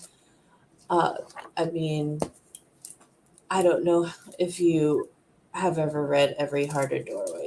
It's like really I interesting. have not read it to be honest with you. I also need to set up. I just realized this. I also need to set up my. I do like. There's a girl on Instagram who has like Bible studies every month, and I like like you can download like the PDF of the Oh, Bible, that's cool. the JPEG of the Bible study, and that's how I get like my Bible time in because otherwise, like I'm not going to read the Bible. Like I'm just going to be honest with you. Like I read the Bible all the way through one time when I was in high school, well, twice when I was in high school, and like that was enough for me. I really did not know what was happening, so I just I don't do think that. I read the Bible back all the way up until I was in 8th grade because I went to a Catholic school and we actually had a religion course, and like Class. part of it was dealing with the Bible and everything. Yeah. So I need the Bible like broken down for me. Like I have trouble just like reading the Bible on my own. Like that's never worked for me. But she has like I use like a Bible on my iPad. It's not my favorite, but it allows me to highlight things without like messing up an actual Bible. Oh, that's cool. Um That's actually a and really I neat don't idea. like I don't love the translation that this person used for this Bible, but it's fine. Like I just don't love like the translation she uses is not one that I personally prefer. Um, but it works for what I need it for, so it's fine. Um, but I need to set that up because I never started. Well, like I didn't start February's Bible study until last week.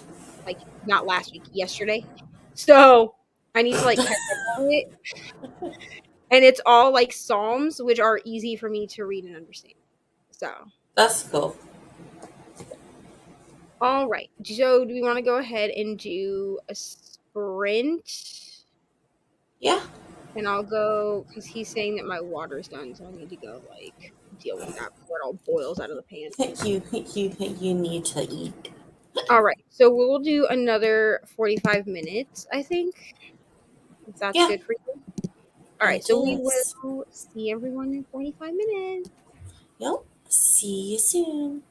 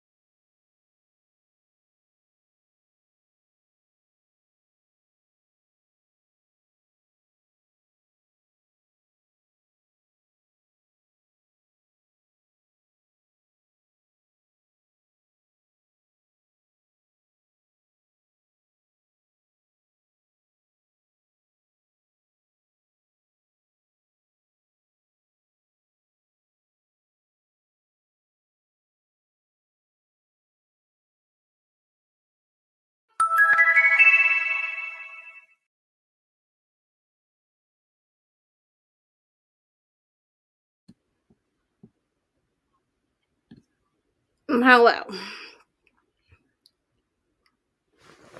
Okay. Howdy. Hello. How did we do?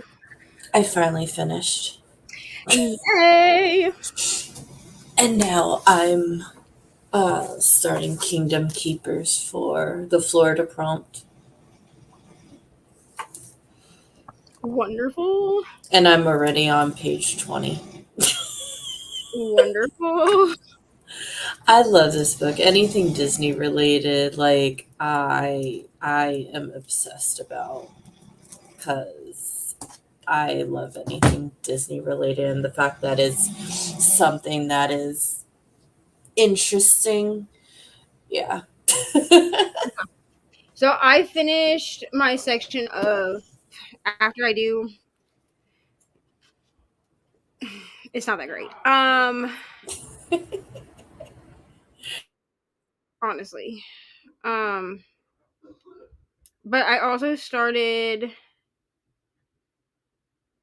here we go. I also started the Kiss Quotient. I got to page 12 of the Kiss Quotient. I'm like, actually, like, I don't know that I love the narrator of this book, if I'm going to be really honest. I'm pretty picky about audio narration. It's not like horrible, like her voice is not horrible. I think it's like the affliction in her voice because she is narrating for a character who has autism. So a lot of her mannerisms, like I don't know if the actual narrator is autistic or not, if that makes sense. But the way she reads it is very like deadpan. I don't know. It just reads very strange. But the story itself, like I'm enjoying that. So like if you don't know what the Kiss Quotient is about, it's about this woman who has Asperger's, which I know that's like an old diagnosis, but in this she's been diagnosed with Asperger's. So that's what we're going with because that's what it says on the book. So she has Asperger's. And she basically, like, her parents, like, really want her to, like, date and settle down and, like, have kids. But she, like, basically just doesn't want to do any of those things. You know what I'm saying? Like, she's not Yeah. really, like, the whole thought of, like, sex and stuff is, like, weird to her. So, like, she doesn't really want to, like, deal with that. So this her coworker comes in and basically tells her, like, if you like, he basically kind of, like, shames her and like asks her like, are you a virgin? And she's like, no. Like she's had sex 3 times, but like she doesn't tell him that. And he basically tells her that she needs to practice so that she can be good at sex. Like that's basically what happens. So she hires Michael Fawn, who is an escort, and she hires him so that she can practice having sex. That's what this book is about. And I'm sure that they like fall in love or something at some point. Like I know, right? But she basically because she has like a lot of money, so she's like, well, escort, like professionals is what she calls him, but she's like, professionals work for they like their incentive is money. So she's like, she's basically like, if I pay him, then he has to do it. Like it's not like dating like a normal man where like, you know, you need like personality or whatever. So Yeah. she hires him to teach her how to have sex. That's basically what this is. And like the story, the story itself is really cute. I just don't know if I'm vibing with the narrator. So this may end up being one that I'm going to have to read with my eyes, which if that happens, I'll just take this to work with me and read it there. Yeah. Because I'm not, I don't know. We'll see. I'll keep listening for a while and see. I'll listen to the next couple chapters because I'm only on chapter 2 and see if I can vibe with the narrator, but the narrator is kind of annoying me. So It's one of those where like the audio for a book, if the narration is not there, it can totally be like, yeah, no. Yeah, it can kind of ruin the experience. Which like I'm not above reading this as like as a book. It's just that in order for me to read physically, basically the book has to go with me to work. Like that's basically what happens. I just don't really like have the gumption or really the time to like sit at home and read a physical book, which is why I tend to do audio or my Kindle, because my Kindle I can read in bed. You know what I'm saying? No, totally. But I could also, honestly, and this is going to sound really stupid because I literally have the physical book, but what I may also do is just grab the ebook from the library on Libby and then annotate this copy. I've done that with a couple of my other books where I was like, okay, I'm not vibing with the narrator, but I also don't feel like reading a physical book. And so I've grabbed the ebook because I can mess with like the text and make it bigger or smaller or whatever, and then annotated this copy, if that makes sense. So No, it totally does. the story itself I'm enjoying. Hello, Chris. Very nice to see you. Hi, Chris. Why is my nose ring? Please excuse me while it looks like I'm picking my nose. I'm not. My nose ring apparently came undone. Like, I don't understand. Oh my gosh, that's funny. What the hell? Okay. Okay, there we go. Okay. Wow. Everyone's saying hello. Finished The Woman Without Shame and started Clap When You Land. I need to read Clap When You Land. So please let me know how it is. 10% mark. That's on my TBR for this year. The narrator is what had me DNF the kiss quotient. It was a soft DNF. I don't know if I'll ever get back to it. Yeah. I mean, the story itself is super cute. Like, I really am enjoying, like, the characters are good. And, like, everything about this book is really good. It's just the narrator that I'm like... And she's like, she reads too fast for me really to bump her up past 1.5. Gotcha. You know? It's just cadence of her voice. But, like, the story, like, what I'm listening to is nice. So I may just have to get the audio or get the ebook and then annotate the book. You need to let me know how you like it because I might pick it up. Yeah, and I think this is part of a series because I think like the bride test is part of this too. Is that so? Is Kish Quotient the first? I don't know. I don't know because I think what this is it's like one of those series where technically all the books are standalones. Oh, gotcha. All within, like the same universe type thing. Oh, All I do is work on fan fiction. This is about all I've done since last week. Listen, that's still productive. You know what I'm saying? So, like, you do what you need to do. Fan fiction is great. I'm not good at writing it, but I like to read it. Truthfully, I need to get an iPad mini so that I can go back to reading fan fiction. But I hate reading on my big iPad. So, there's that. Okay. I think I might do a longer sprint this time because I do want to take a shower. sounds good to me. Are you around for a while? What are you looking at, Chrissy? I don't know yet. Oh, okay. I'm probably up for one more. Okay, And so then I'll probably go to bed. So what I'll do is I'll do another. Oh my God, it's like 4 a.m. already. I know, right?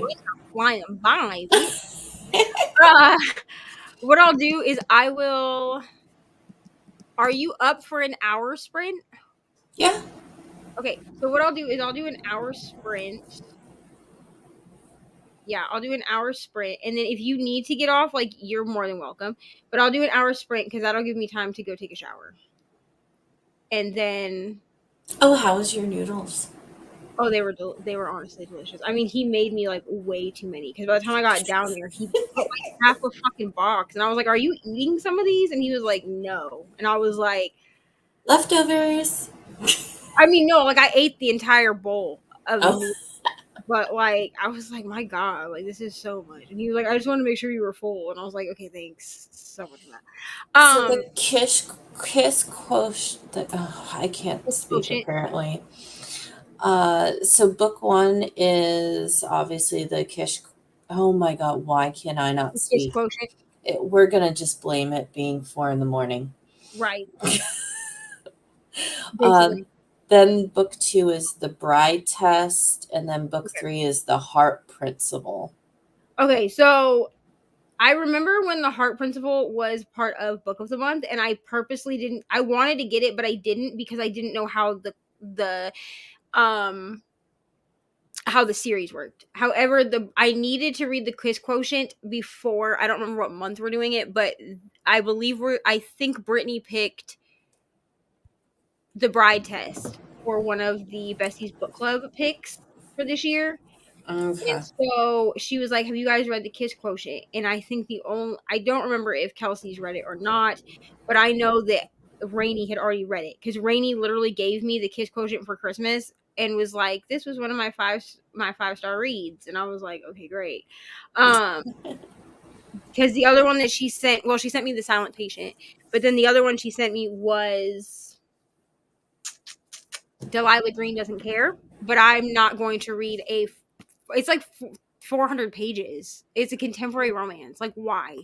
I mean, I'm not above a 400, like, this one's 340 pages. Like, I'm not above a 400-page book, but a contemporary romance does not need to be that long, in my opinion, unless it has jumbo text. You know what I'm saying? Yeah. So Brittany read that this week.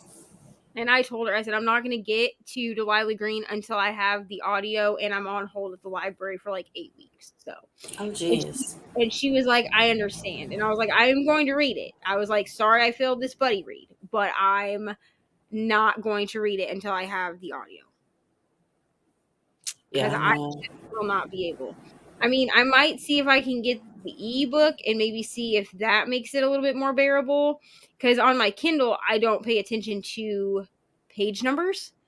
I only pay attention to like the percentage and How much is left in the chapter?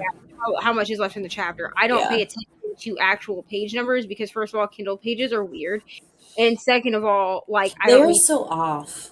and I don't need to know the page number, truthfully. And if I want to know the page number, I'll just look in the like about this book section, because that will give me the page number for the book, and then I can decide from there if I want to read it or not. But like, yeah. But I really don't want to have to do this one. If I have to do this one with my eyes, it's gonna have to be put away because Rainey and I are starting this tonight. Because technically we're Saturday, and we're starting this tonight. So this is actually the one that has to go to work with me, because it's a buddy read. And she wants to read the rest of this series together since she read Brutal Prince. I've already read it. I read it last year. But she found out that I have the first 4 books, and then I can get the other 2 off of Kindle Unlimited until I have physical copies. So, yeah. All right, let me change this timer to an hour because that should give me enough. So we'll do an hour. Okay, let me finish reading these comments though, because hello. I read and slept and then printed out a readathon game. That is so fun, honestly. Yeah, that is so fun. Just finished and put my reviews up for Africa Risen, 4 stars.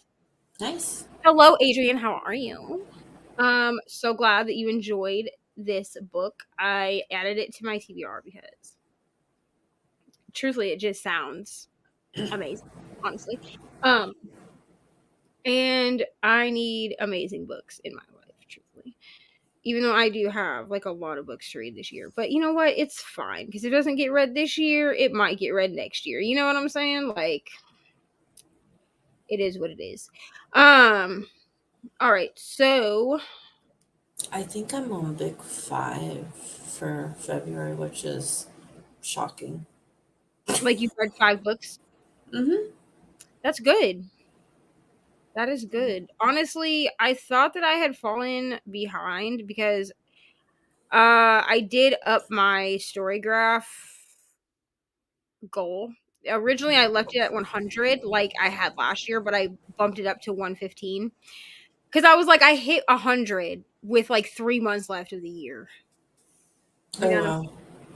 But I was looking because I was like, I feel because through February I've been kind of slumpy. But I'm on par for my average of the month because like I average usually most months I average between 7 and 15 books a month, which I know that's like a large number. Like it's like a large scale. You know what I'm saying? Mm-hmm. Um, but I figured that out last year that I averaged that because like last month I read 12 books, and this month I'm already at 9. I don't know. I don't. Maybe because I read a bunch at the beginning of the month. I don't know how. I don't know how I got 9 books, but because like I actually went and checked, and I was like, did I actually read these? But I mean, all of the books that are in here, I've read them. So I was like, I don't know. But at So, like, least for January, I read 7. that's good though. Yeah. I mean, Don't considering. don't set your No, goals around and yeah. because good God, Sam tried to do that, and he was like, I'm gonna read as many books as you 1 month, and I was like, no, you're not, buddy. Like, you can try if you want, but I was like, but I don't think it's going to happen. Yeah, I think I'm going to, like, stick with possibly just going around anywhere between 5 and 8 a month, maybe even lower on certain months, just because, yeah. Because, like, my goal for 2023 is to read 23 books just to get me back into reading, and I'm Right, already at 11 books read for the year. right. So Yeah, Sam was like, I'm gonna. unless I just like stop reading like all for the rest of the year. I mean, and honestly, even if you read 1 book a month, you know what I mean? That's 12 books. Yeah. Like that's still good, in my opinion. Like I feel like no matter how much or how little you read, like whatever is good for you is good for everyone else. You know what I Yeah, mean? no, totally. Good. Been reading Africa Risen for all of 24-hour sprints. Gonna get some sleep. No problem. Thank you for hanging out. It was the audiobook. Bye. Okay, great. I'm gonna go find that right now. But also sleep well, and thank No. you for hanging out with us here on these 24-hour sprints. Hello, Rye. So nice to see you. How are you Hello. feeling? Because yeah. How are you? I'm gonna find this because she said it's on Scribd.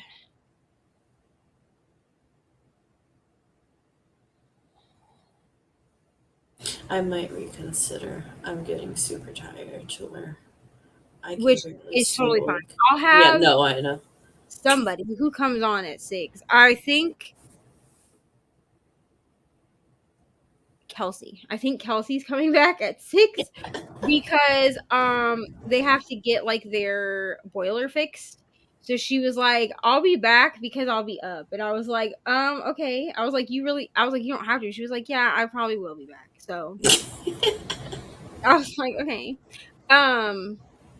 So yeah. So if you are tired, that's perfectly fine.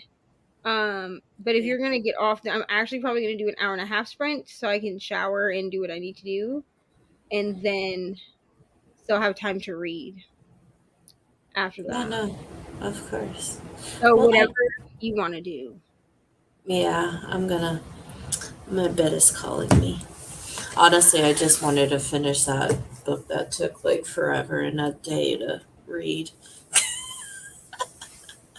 I feel you. That's what I did. That's what I did the other night on Brooklyn sprints.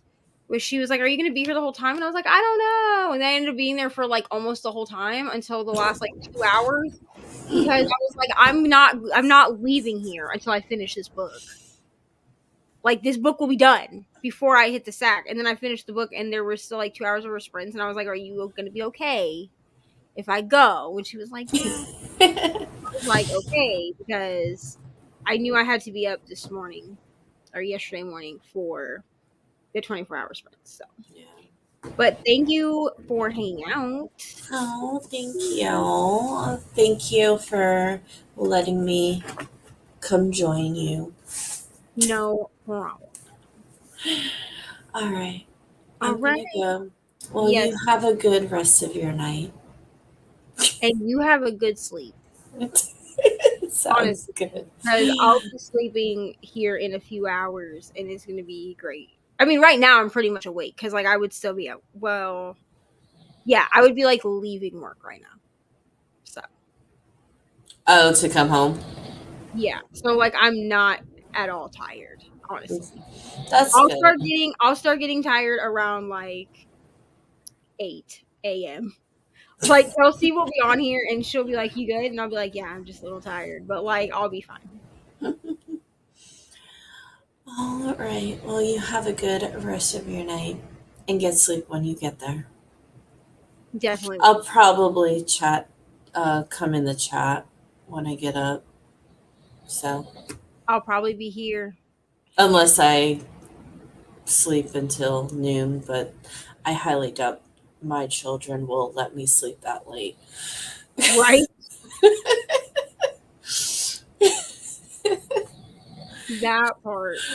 uh, long are the days that I miss being able to sleep in on a weekend.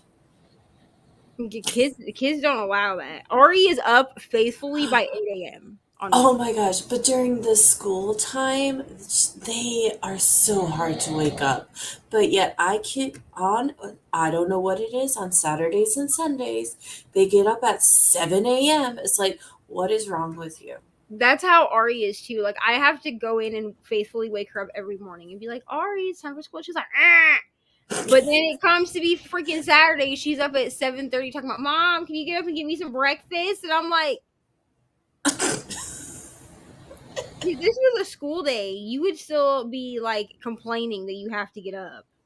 I mean, you want to go because I've looked at her before and been like, "You want to stay home?" She's like, "No, I want to go to school," because she like likes school. But I'm like, on a school day, you would be complaining about 5 more minutes, and on a Saturday, you're like, "Hi, mom, breakfast time." I know.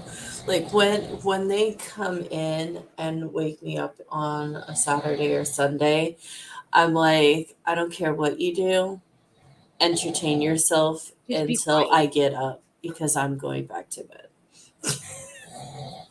I mean, honestly, I go downstairs, I get Ari her cereal, and then I'm like, I'm gonna go lay back down. So when you're done, you can come upstairs and watch TV in my room, but be quiet. Like, she sits nicely and watches TV. That's awesome. So I'm like, that's perfectly fine. Watch the TV, buddy. All right. Thank you for hanging out. Peace out. Bye. Have a good night. All right. And then there was me again. Okay. So I'm going to go ahead. I'm going to do an hour and a half sprint just so that I can go take a shower. Yeah, I'm going to do that. So probably by then, Kelsey might be back. I don't know if anyone else is getting on, but everyone is linked in the first video. I do have to do everyone's channel names in the second video. There are a few people that ended up not being able to make it that are linked, so please go follow them as well because I'm sure they'll be on sprints at a later time, or I'll be on their channel at some point. So they're my homies, my friends, so I don't mind them being linked. So just make sure that if you haven't followed everyone that's linked in the first video, and I'll link them also in this video, make sure that you go and you follow all of them. Yeah, that's pretty much it. So we're gonna go ahead and do an hour and a half sprint, and I will see y'all in an hour and a half.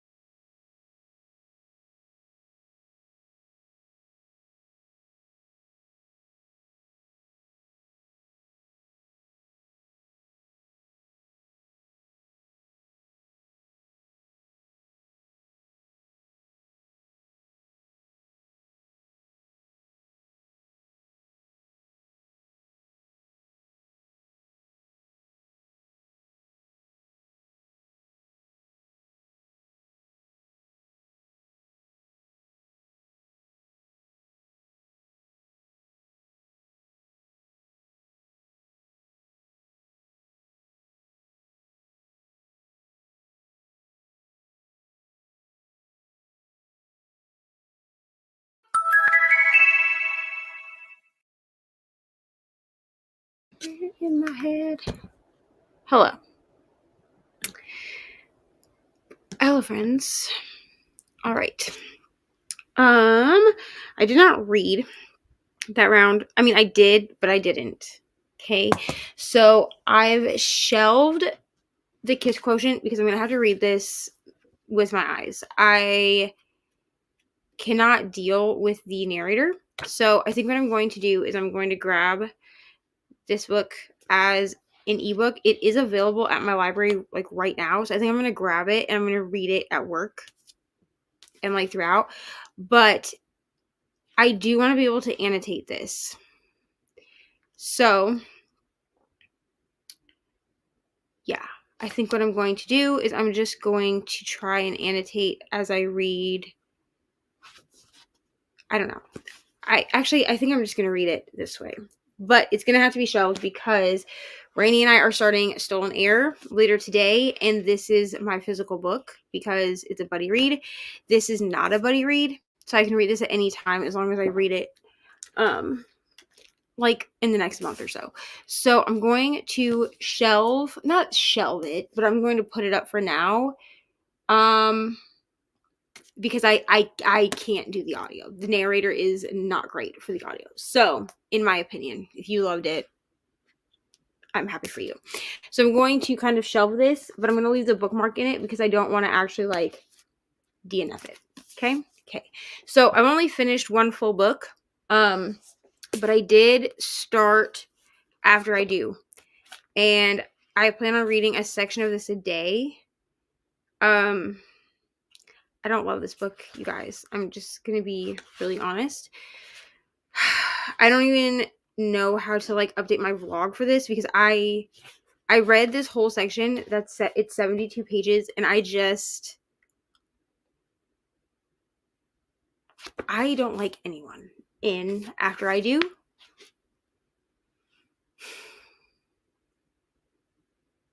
It's okay. It's fine. It's for book club, so it's fine. So I have finished one book. I probably won't finish another one, but I am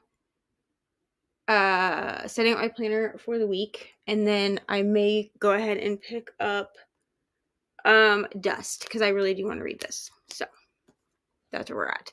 So I don't know what percentages I'm at here. Hold on, let me just tell you. Where is Storygraph? Here it is. Also, my Goodreads is not up to date because there were like 2 days where I couldn't access Goodreads at all. Like it wasn't loading. So my Goodreads is not currently up to date. So if you want like an up to date count on books, I would check out my Storygraph, which is always linked in the description. Okay, so I'm 21% through After I Do since I read the first 72 pages of that. And then I'm only 12 pages into the Kiss Quotient. But that's not on Storygraph right now because I am kind of shelving this for now. So in this next sprint, I am going to try to reorganize my shelves because I want the middle shelf here that you can see that has my caffeine on it right now. I want this shelf to be my TBR shelf. Just this one row, but I want it to be my TBR shelf. So I have to move all of these books over to this shelf, to the shelf that you can't see over here. In order to do that. And then I have to move my contemporary shelf back over here to the bottom shelf on this shelf. So we're going to do that in the next sprint so that I can put all the books that I'm trying to read on this shelf so I know where everything is. Lisi's got to 82% of Clap When You Land. Wonderful. How are you liking it? I'm guessing that you're liking it since you're still working on it. I really need to read this book. Honestly. I had it on my TBR last year and I just did not get to it.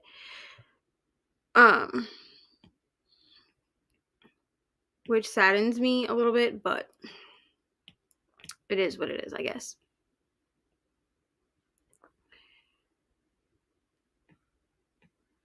Okay, let's see.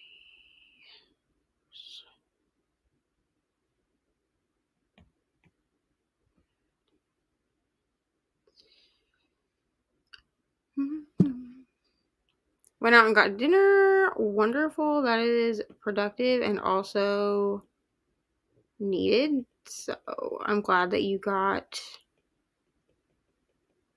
dinner. I did eat some noodles like a couple of sprints ago. Everyone in my house is still sleeping, so, or has just gone to bed because some of them just went to bed. The teenagers. And actually, Mr. Reading when Eva went to bed like an hour ago now. Not quite an hour ago, maybe half an hour ago.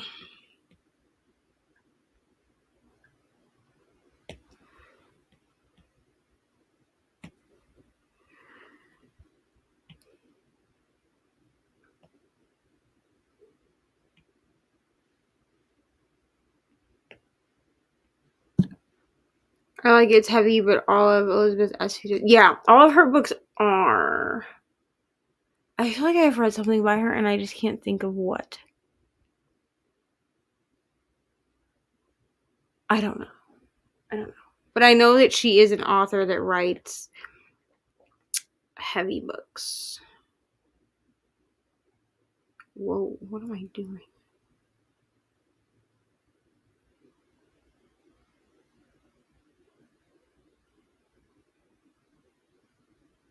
The Poet X. Okay, and then I also read With the Fire on High. That's why I recognize her name.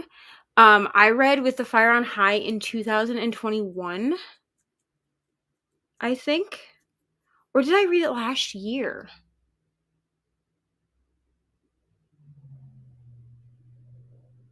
I don't remember. I read it one of the years. Either last year or 2021. I do not remember. Let me see if maybe I have it in Storygraph. Because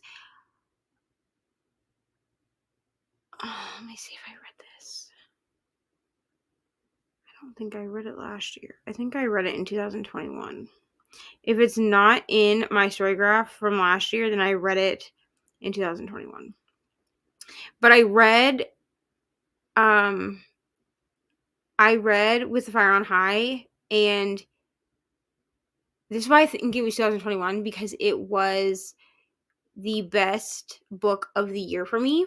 And I was relatively skeptical of With a Fire on High because I knew that it was YA. Yeah, it had to have been 2000. Yeah, it was 2021. So I read that in 2021, and I was skeptical of it simply because I didn't think that I would like it, if I'm going to be honest. In 2021, I was not reading a ton of YA, and I wasn't sure I wanted to read about I didn't know that I wanted to read about a teenage single mother, but the book was so good. It was so good. So good. And I read it as an audio, or as an ebook. I read it as an ebook. But it was so good. I read Poet X and her graphic novel. Yes, I read Poet X as well. I have not read her graphic novel though. I'll get to her last book eventually because I'm sure it will be heavy too. Yeah, if you're talking about With a Fire on High, With a Fire on High was heavy. But so good. Like, it was just, I don't know. Like, and I remember it being like one of the first books. That's why I looked to see if I read it in 2022, because it was one of the first books of 2021 that I read. And then I had trouble, like I had a book hangover after it, so I had trouble like finding another book that I really wanted to read, just because it was so, like, it hit so good that I was like, I don't know if I want to read anything else. But I highly recommend it, and I have listened to the audiobook since, and the audiobook is really well done as well. So yeah, highly recommend. Okay, I think we're going to do a 45-minute sprint. Yeah, I think we're going to do a 45-minute sprint. I'm just going to go back down to 45 minutes. because I only did a 90-minute sprint so I could shower.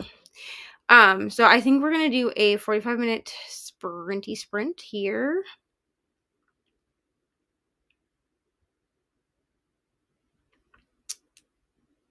Maybe I'll read Fire on High in April. Yeah, it is definitely like, it's definitely heavy. It's definitely heavy, but it's also just, I don't know. I gave it 5 stars. And I'm probably due for a reread of that one, because it's definitely a book that I plan to reread eventually. So I may see if the library has it and grab it from there. That's where I got it the first time, was from the library, and I read it on my Kindle. All right, so we're gonna go ahead. We're gonna jump into. This is not the book I'm reading at all. I'm just gonna erase my book right now because I don't really have one that I'm reading at the moment. Yeah, we're going to go ahead and jump into another sprint for 45 minutes. I'm going to attempt to rearrange these shelves in this sprint. Will it happen? I don't know, but I'm going to attempt to. And yeah, we're going strong. You know what I mean? We still got like 6 hours left. Feeling good. 5 people still on these sprints, y'all the real ones. So I will see everyone in 45 minutes.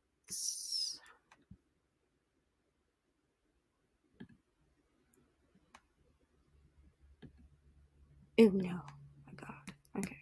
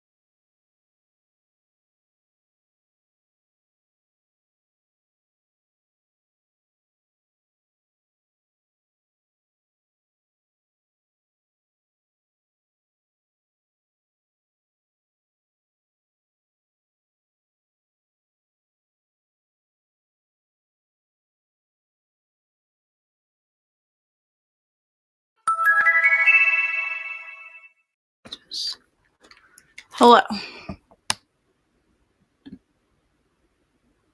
How do we do? I updated my reading journal. That's what I did this sprint. And honestly, that's all I did. So now we still have like 4 hours to go. So I'm just here killing time at this point. And my reading journal needed to be updated anyways. So good morning. Wow, that is bright. Okay, my light was dying. Good morning, Brittany. How are you? How was your sleep? I need to catch up and read so much today. Yeah, I ended up giving In the Weeds, I gave it 4.5 stars. You were not here for me to explain why, and I don't really want to tell you until after you've finished it. So when you finish it and you tell me what you rated it, I'll tell you why I rated it 4.5. I did rate it higher than Love Light Farms because I double checked my rating on Storygraph for Love Light Farms. And I only gave that one a 4 star. So I did really like this one better. And can't wait to read the next one, to be honest with you. Finished Clap When You Land, and I've moved on to the manga. Wonderful. What did you give Clap When You Land? And what manga are you reading? Good morning, Kelsey. Whenever you're ready. There's a no rush. No rush at all. I understand needing to wake up. Also, I just need to show someone this, okay? So, my friend Kristen makes my reading journal. Come in. And she made me a DIY one this year. So I have a quotes template page. And this is so cute filled out. Like how cute is that? All filled out. Love it so much. I just had to show somebody, okay? And these aren't even all the quotes from February, but like they're just so cute, you know? So basically I put this template behind my, I'm going to show it because I'm going to do a March journal setup. But basically I put this template behind every month. Like each month will have one of these templates and then I'll duplicate it if I need to. And then what I do is I mark it at the top what month it is, and then I will copy and paste this into like the front of my journal because I have 10 blank sections in the front of my journal. So that way at the end of the year, I can just flip through all of them and see all of the different quotes. So that's what I'm doing. Yeah, sorry. So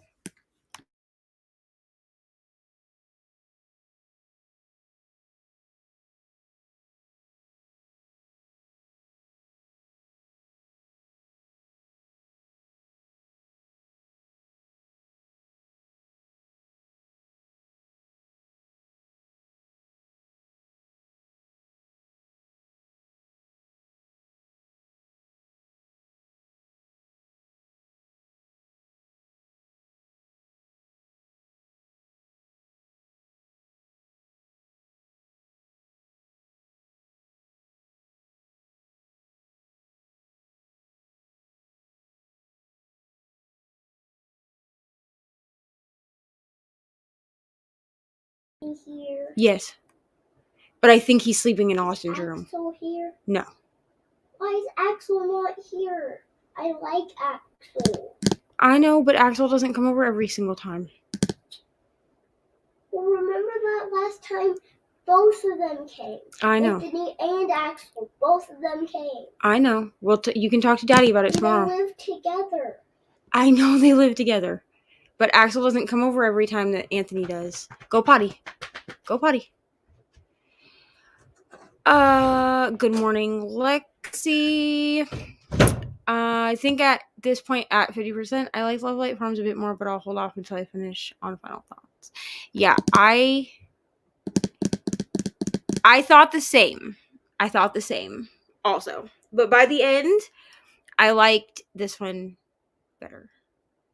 but I'm not gonna tell you why until you've read it. So I'll join again since I fell back asleep during a chatty bit last night. Totally fine. I think I'm giving it a 4-star rating. I'm stingy with the 5 stars. Yeah, I'm more stingy with, I mean, I've had 5-star reads this year. But I'm finding that I'm more stingy with the 5 stars this year. Like this book will not be getting 5 stars. I'm sorry. It just won't. It just will not be getting 5 stars. But at least it's Julia Wellen, so like I can listen to the audio of this, because if I had to read this book with my eyes, I would have thrown it out the window already. Yes, thank you. I think so too. I just like, I wanted to put the quotes in just to see what it looked like, because like the template comes blank, obviously. It's just like a PNG image that I put over the page, and then it came out so cute after I put all the little quotes in. So like I'm very excited for this quotes page. Which is probably ridiculous if I'm gonna be honest, but I just love a good quotes page. And since I have this like behind since I have this behind my yearly, what am I looking at? I don't know. But since I'm putting this behind my yearly tab. What am I trying to say? I don't know. But since I'm putting this behind my yearly tab, I just cannot wait until, like, I don't have any quotes from January because I wasn't marking them. So my quotes start in February. I might go back through the January books to see if there were any quotes that like stood out to me, because you can like Google like the title of a book and then quotes, and then it'll come up with like different quotes. And if any of them like spoke to me, I might save those. But I just can't wait till the end of the year when I can just like flip through and just like relive the quotes. Plus, I save my reading journals as good notes files every year in my iCloud, so that I can look back on them later. But this just turned out so cute. Okay, so I know Kelsey said she'd be on in like 20 minutes. So I think I'm gonna try to wait for her to get on, but I might start another sprint. Because I could start another sprint, and then when then she has more time to wake up. I think that's what we're gonna do. So I think we're gonna do another 45-minute sprint. That gives Kelsey time to do what she needs to do since she's wanting to still come on. Yes, I'm drinking coffee. And then that gives her a bit more time to like awaken before she has to talk to me, because your girl is wired. I'm just gonna be honest.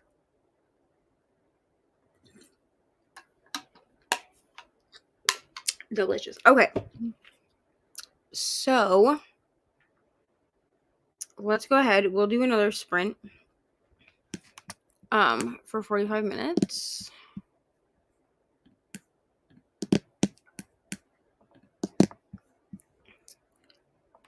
Okay. Let me see. I've forgotten how to use my computer, clearly. Here we go. Let's do another sprint. We're going to do one for 45 minutes. So I will see y'all in 45.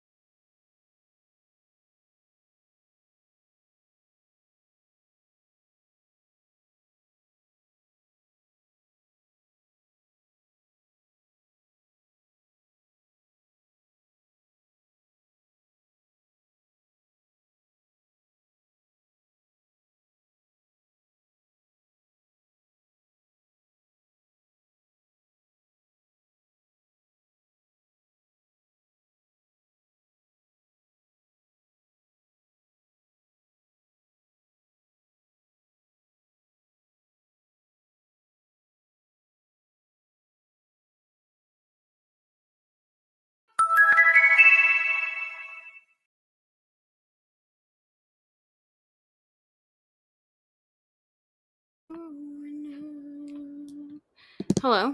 Sorry, I did not hear the timer. Kelsey will be here when she's here. She had to go deal with the people fixing her furnace boiler. She's very cold. Okay. Hello. How do we do?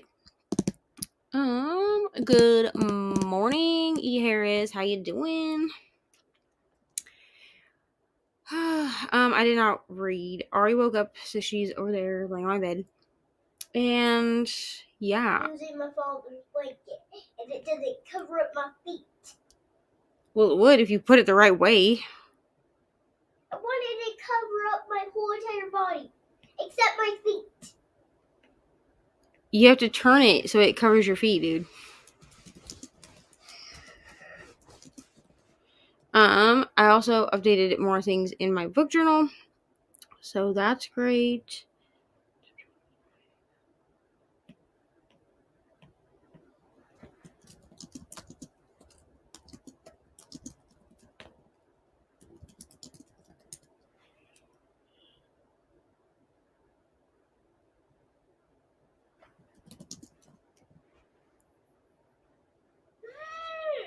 What is wrong with you?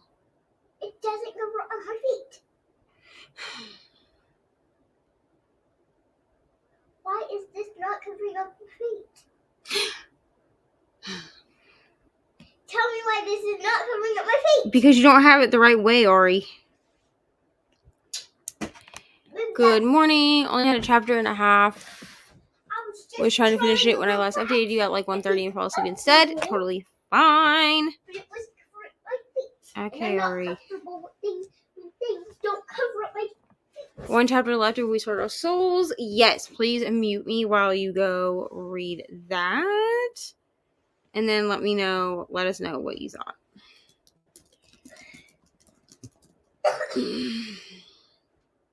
That's better.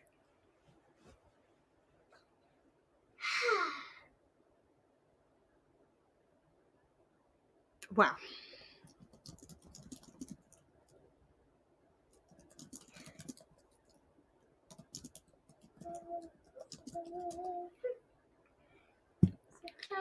So close to finishing. You'll be able to finish. I have faith. Shh. Ari.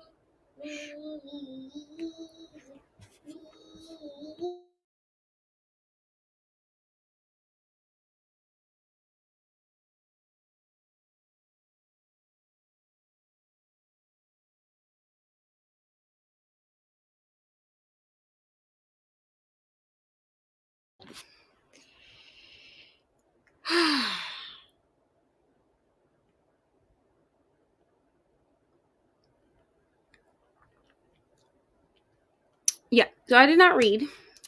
I really do need to start Dust, though. I really do need to start this. I just don't feel like reading. And I know myself, I will lay down to go to sleep here in a few hours, and then I'll read. So, yeah, she is something. Yes, Ari. Is this locked? What? Is this locked? Put it down. Is it locked? Don't worry. Yes, don't worry. Do not play with it. Put it down. I really want you to keep using it. I will when I get coils. Now lay down. Lord have mercy. I really should read more of After I Do, but I just... I'm going to need some redemption from these characters. Has anyone else read After I Do by Taylor Jenkins Reid? Because...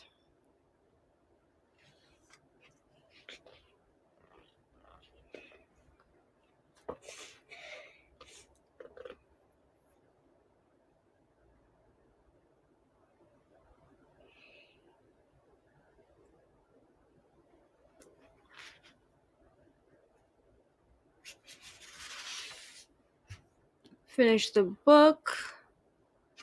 Respread by Ian Reed. What did you think of this book? Because Reni read this. I think Brittany.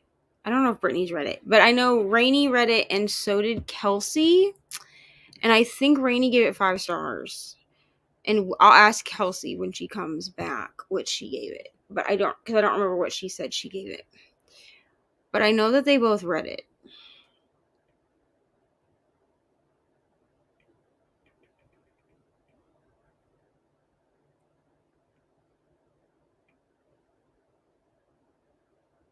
Everybody's gone.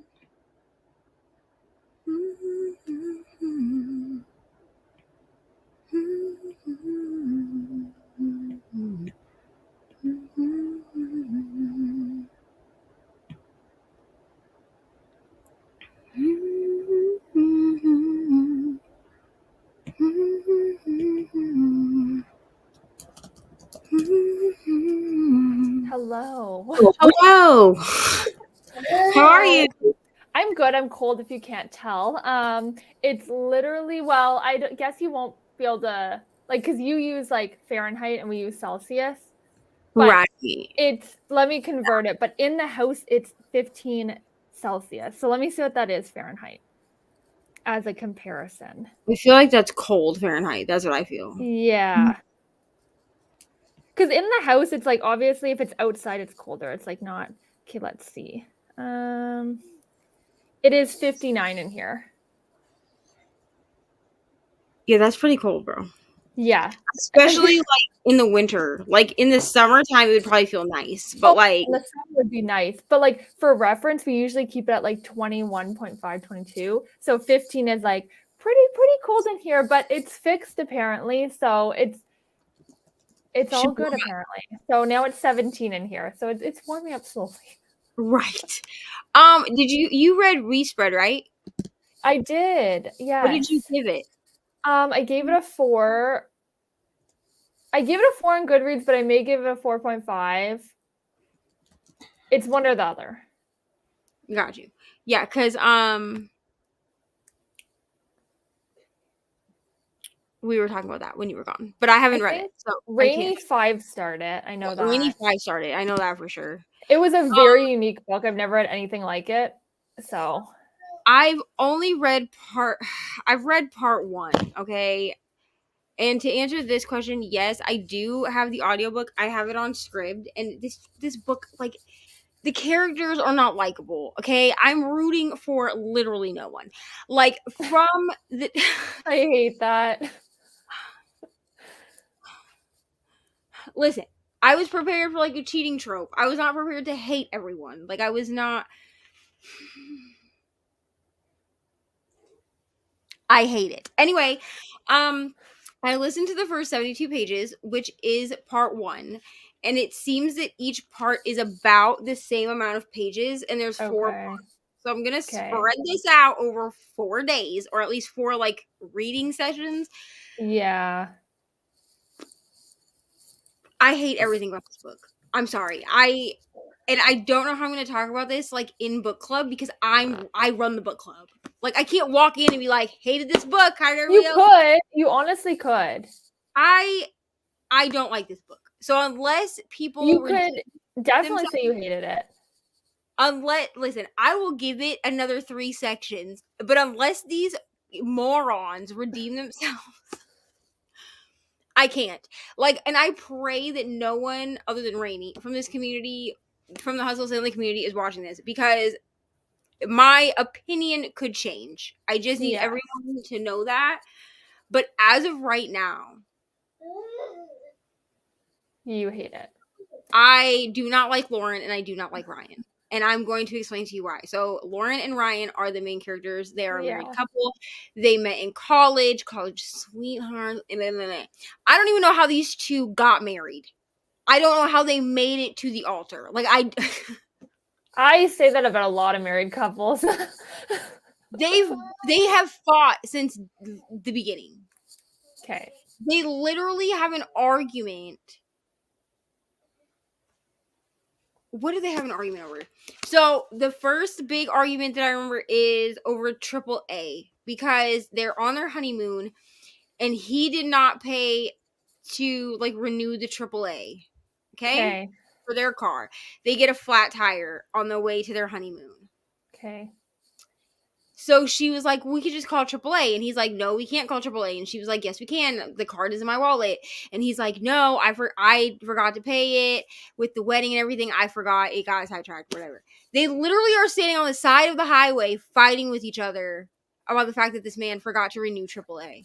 How old are they, just for reference? I mean, let me see. Like, if they got married right out of college, like, maybe I could see the immaturity, and then eventually they're kind of gonna, you know? Okay, so so they go back 11 years. So they met 11 and a half years. In college. So they're Right. probably 30, right? Right, I would assume. Because she Okay. was a sophomore in college Okay. when she met Ryan. I don't know if he... Yes, because she says something about, like... Because they make a pact, or they say that they're going to have kids. Maybe they'll have kids when they're 30. Okay. And there's a part in here. I just need to find where it is. There's a part in here where where they're talking about having kids, and she says something about the dog. It feels like the dog completes them, like their family's complete with the dog. Alright, stop. Okay. And they're making these references at 28. She's saying that he's 28 and she's about to be 28. Okay. So that was, I think, 2 years prior. Yeah. So 2 years prior to when this book takes place. Mm-hmm. So I would say, yes, they're about 30 years old, because it says 2 years ago. And then here it says, it says, I feel like this is enough. Is that bad? I mean, I feel like the three of us, you, me, and this dog, are all we need. I don't feel like I'm aching to add a kid to this. That's bad, right? And then they, like, talk about that, and he's like, we always said 30. And she said, yeah, I know, but you're 28. I'll be 28 soon, too. So, in present day, they're 30 years old. Okay. So, I got that fight. I mean... I didn't, but, like, fine, I guess. But she keeps making comments about how this is how it always works with us. We fight and then we make up. Because that's healthy. Mommy, what's on there? I don't know. Yeah. Something green. Yeah. I'm trying to say something positive here. And then, like, they have Going at my breakfast now. Yes, we're gonna... I just don't prefer reading books where the couple is fighting 24/7, even though it may be realistic for some couples. Like, it just depends what the argument is about, I guess. Like, if it's very toxic, like, I don't prefer to read stories like that. So then they get into a fight because she gets into a car wreck. Okay. And tries to call him. He doesn't answer. She gets hit in a hit and run, and she drives home, and is like, you've been sitting on the couch this whole time. Like, it's just, like, it's weird. Like, and I get that, I guess, like, being annoyed that, like, no, go sit down somewhere. I get it that, like, she's upset about that. Okay, fine, like, whatever. But, like, she makes comments about how, like, they'll fight, and then she has to work to, like, soothe him. Like, no, weird, but okay, sit down. And then, like, she makes comments about, she was like, when did we stop having sex every day? So he gives, like, a bunch of examples of, like, when they would have sex, like, all the time. And he's like, all of those times happened in college. And then she's like, this was, like, the greatest line I read in here, because I was like, are you serious right now? Also, this is narrated by Julia Wellen, which is, like, the only saving grace for this book, if I'm going to be honest. So she says, let me see if I can find where this is, because, like, the damn fish, come and play with us. Also, like, he constantly tries, he'll, like, want to have sex with her, so he will be like, what do you want to do now? Like, to get her to be like, have sex with you. even though she doesn't want to. So like there's like a whole section that's just I feel like they should break up by just the sounds of this. just get divorced. Like there's like I have a feeling the story's gonna follow this, and then in the end they're gonna. Don't tell me because I am gonna read it, but I feel like eventually you're gonna get to a point where they broke up at the end. like I can And only that's- hope, bro. Because he said, like, she says, like, there's a whole section where they're they're gonna move to this house, Okay. and he's like, he wants to have sex with her, so he was like, he like closes her laptop, and he's like, well, now you can't use the laptop. Get out of the closet. He's no, get out of the closet. Read the book that's out here. But he's like, now you can't use the laptop, because he like walks up behind her and like closes the laptop. Okay. And he's like, so what do you want to do now? And she's like, he wants me to say that I want to have sex, but all I want to do is look at curtains. So there's a whole exchange where she's like, I want to look at curtains. How much? I feel like I'd be bored reading this a little bit. I'm gonna give it a chance eventually, but But like, I just don't understand. Like, I don't get it. Sit down. Let's see. I'm trying to find that. And then like there's a whole exchange where she like loses her wallet, and this was like 3 months prior to present day. She loses her wallet, or thinks she lost her Okay. wallet. It's in the car. okay. Like it fell underneath the passenger seat. And she's like, well, I guess I'm gonna have to drive back to the store because I can't find the wallet. And he's like annoyed with her. And she's like, you used to find this funny and cute and quirky. And he was like, well, it gets old after 11 years. And I was like, damn, dude. Like, what? Okay. I'm trying to find.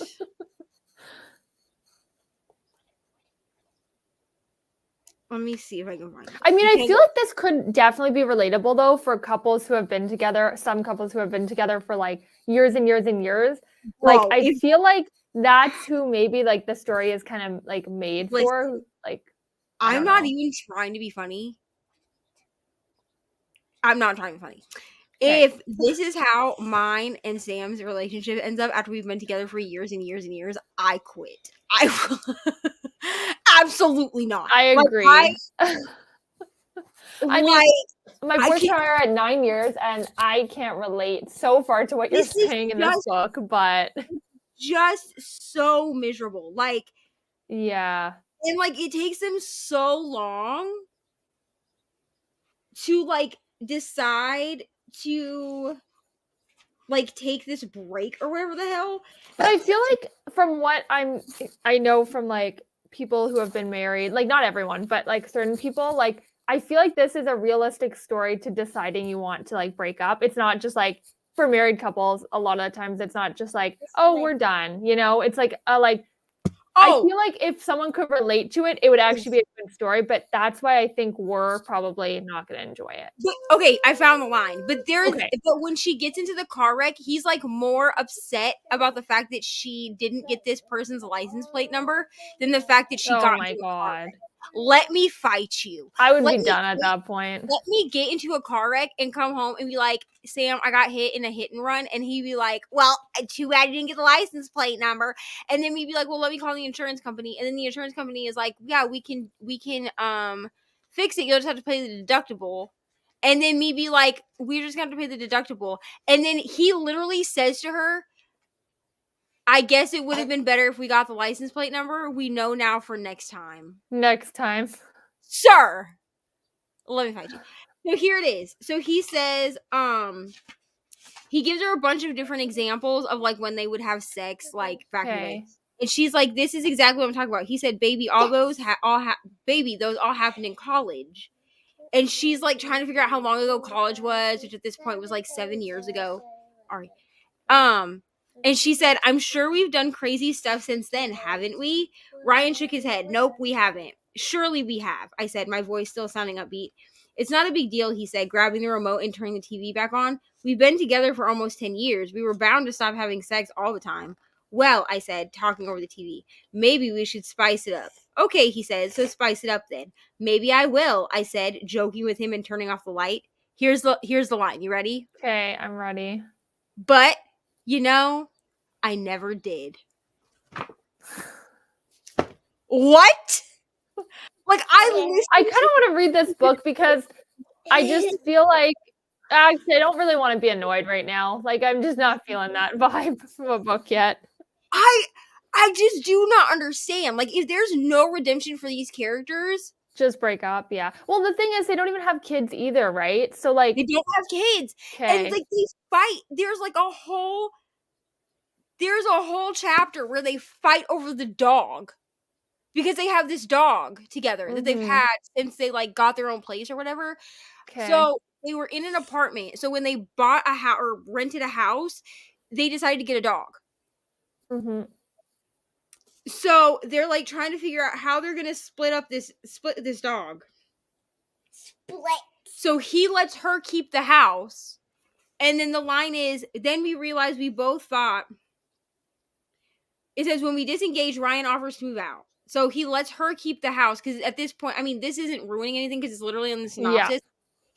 They basically decide that they're going to split up for a year. Yeah. What they do is they write down a bunch of options. So she writes down open marriage and marriage counseling, things that they could do to try to rectify the relationship. And he's the one. He suggests that they essentially take a trial and split up. Okay. So they decide to split up for a year. So he tells her that she can keep the house for the year, stay in the house, he'll move out. But then they both think that they're going to take the dog. There's one dog. So how did you both think you were going to take it? So it says we fight about the dog until 5 a.m. Bro. Just do a custody agreement, with the child. I'll have 1 week. Next week. I angry. You're angry? I'm angry too. Yeah, I'm angry also. I just do not understand. I'm rooting for in 72 pages, I should be rooting for someone. I hate when I don't like the characters. I'm rooting for no one. I'm literally, I just don't care about what happens. So you are? Me too. I'm angry about them because they both think that they can get the dog. I know. And then they fight over the dog. I know. Yeah, over the dog, but they fight over the dog in front of the dog. They literally fight in front of the dog. Yeah, we're not supposed to fight in front of the dog, right? Yeah. Just we're not supposed to fight, parents aren't supposed to fight in front of the kids. Yeah. Right? And remember once you and Daddy fighted? We had a disagreement in front of you, and then I said we can't be fighting in front of the kids. Right? Yeah, you said in front of the kid, not kids. Well, you were the only kid in the room, so. So you said kid? Yeah. Because you were the only one. Also, you have the brain of an elephant. Anyway. I do not. So now I have to read another 72 pages to see if these people, because the second part is called November Rain. Okay. Oh, no, my breakfast now. Mommy, I just want breakfast. Okay, and I'm hoping it's almost breakfast time. I just hope that at some point these people are redeemable, because otherwise I'm really gonna have to go into book club and be I'm sorry, I gave this 2 stars. Imagine everyone loves it besides you. Reni loves it too. Everyone loves it. Could you imagine if I'm the only one that's 2 stars? The only redeeming quality to this book is that so far is that Julia Wellen is the narrator. I've heard a lot of people say they feel like this book wasn't even written by Taylor Jenkins Reid. They feel like it was a completely different author just because of how much they didn't like it. I mean, I'm gonna read my 4 sec. Okay, I'm committed to it if it's a book club book. You know what I mean? I'm gonna read it at some point. It's on my shelf, so I hate not reading the books on my shelf. So I'm gonna give it a shot. There is an audiobook. It's read by Julia Wellen. It's the only. I'll be using that. Yes, tell them how much you read. Go ahead. So I do not sit on me. Oh, here. There you go. Go ahead. So I read.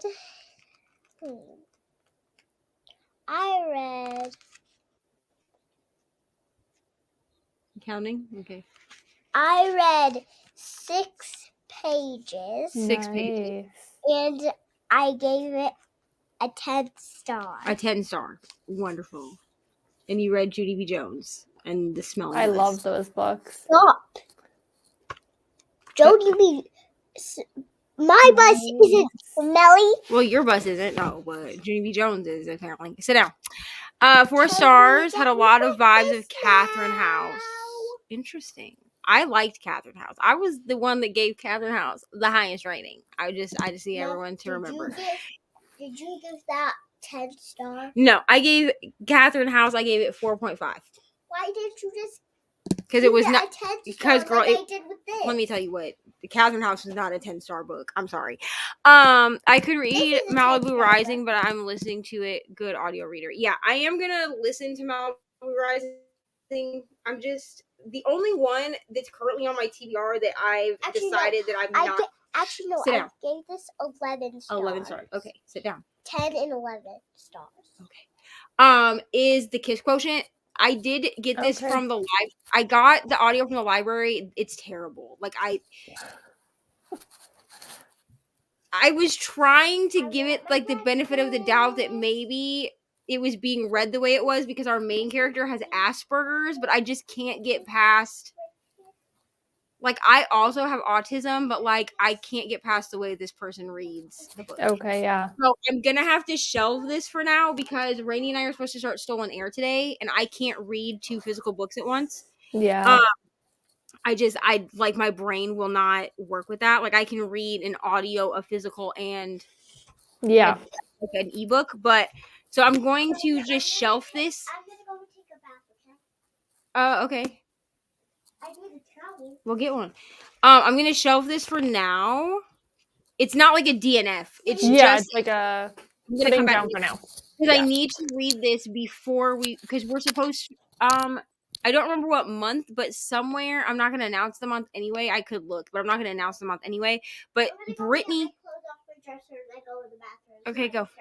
But Brittany picked The Bride Test as one of the Besties Book Club picks, one of her Besties Book Club picks. And that's the second book in this series. Oh, no. So I need to read this one first. Damn it. Now I need to read that too. I didn't realize. I had them all written down, but I didn't realize that one was a second book. So I'm like, no. Figure out when you want to read this and we can buddy read it. Okay, yeah. It'll be, hold on. Because the story is actually cute. I'm not going to lie to you. Like, I'm enjoying, like, the premise of the story. I just couldn't stand the narrator. Okay, so we have time. I'm not going to say what month it is, but we have time. I was going to say, you should have it written down. Yeah, but we have time. I know we have time to read this. So Yeah.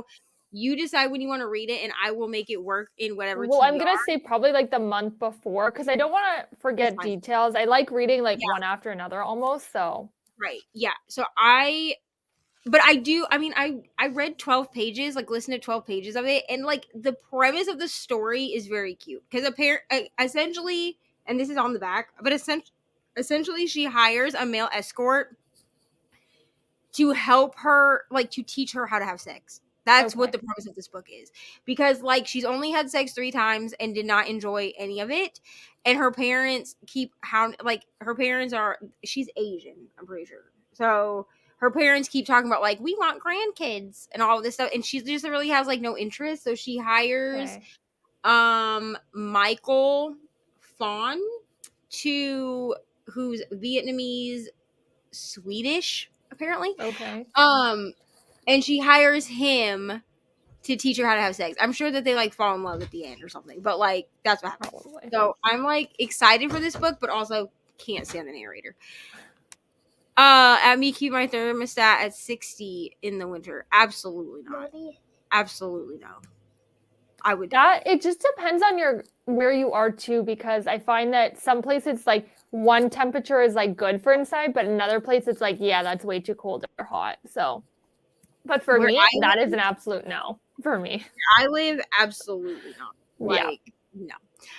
No. I enjoyed it. I work in the aged care and disability sector, so some things in the book would be seen as breaches of the aged care clinical governance guidelines. Okay, go put it on. Oh, this is We Spread. Yeah. Like that.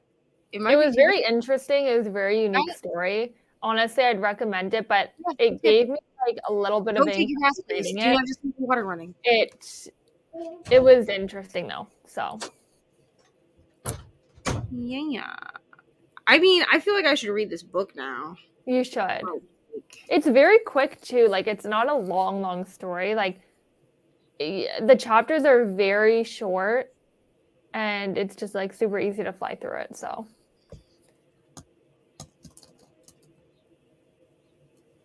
My keyboard is being really dumb. Okay. Anyway. It went down to -13 at times last night. It was -17 outside here. So it got cold inside. So I was like layered up in blankets, but I was fine. Like I didn't wake up, so. And then she got up this morning. It was like, oh wow, it's cold. Oh yeah. I was like, no. I run a work book club, and there have been times I've hated the book. Yeah, I mean, someone is going to like out of like the 15 of us that are reading this, someone's going to like this, and maybe which is good because then it's like difference of opinion. I love like when people like it and hate it. Maybe someone else can explain to me what is appealing about this book, because I mean, my thing is, if I get it read, then I can take it off my shelf and not feel like guilty that like I didn't read it, and then I'm not going to feel bad when it gets put on Pango. Like I'm just not going to feel bad about it. I'm I wish I had Pango. To Pango you go, book, because you suck. Sounds like married couples. I know they've been together for 25 years. I feel like people who can relate to this story, like people who have kind of gotten like been married for years and gotten into that like where you're not even right for each other anymore, and then like but you keep staying there for whatever reason. I feel like those couples can definitely relate, or if someone's been in a situation like that, I definitely feel like they may like it more. So I can see some people liking this. I'm not trying to be funny, but like if this is what your marriage is, I'm so sorry for you. Yeah.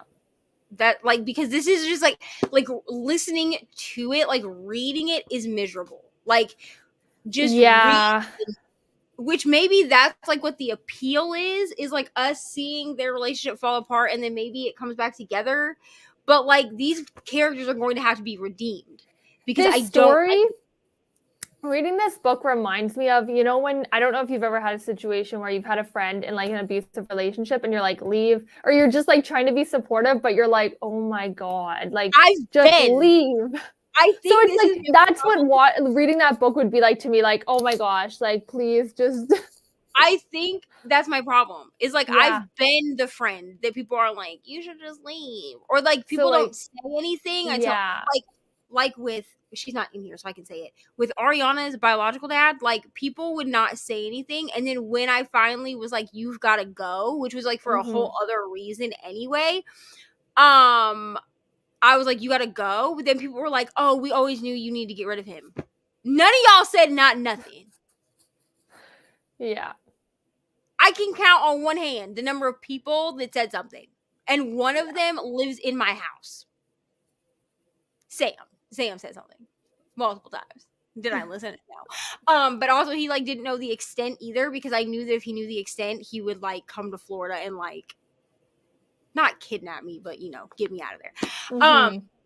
But like I think that's my problem, is like I'm sitting here like, why are you even still together? Yeah. Just divorced. Because like she accuses him of cheating and he was like, I'm not in love with another woman, if that's the problem. Because they like determined that they're like not in love with each other anymore. And she was like, well, when did you know? What? And she's like, when was the time that you figured out that you didn't love me anymore? And he was like, I don't know, a few weeks ago. And she was like, so like a month. And so she's like trying to like bait him into being like, yes, I'm in love with another woman. And he's like, I'm not in love with another woman, if that's what you thought. And then she's like, and then like we're in her head because we're following her in first person. So she's like, that was not what I thought. And I was like, ma'am, that is exactly what you thought.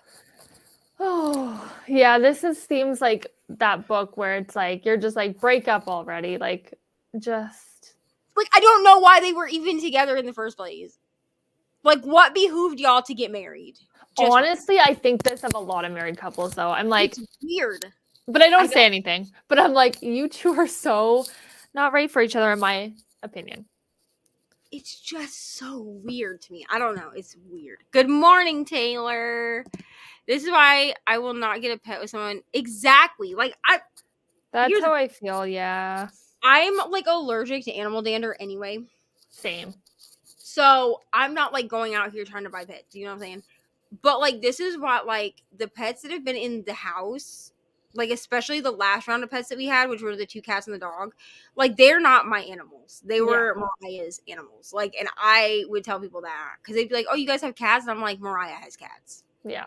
Mariah has a dog. Like they're not my animals. Because like if I move out, I'm not taking them with me. So like no, and like I just feel like if you're going to treat a pet or an animal, whatever, like a child, that's fine. Like I'm not going to judge you for that.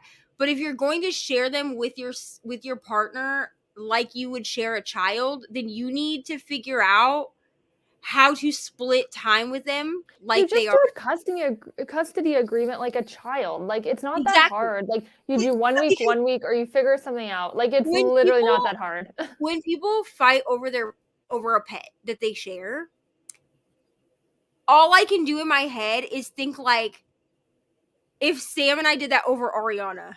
Like how ridiculous would that sound? If I was like, well, I'm not letting you take Ariana, I'm taking Ariana.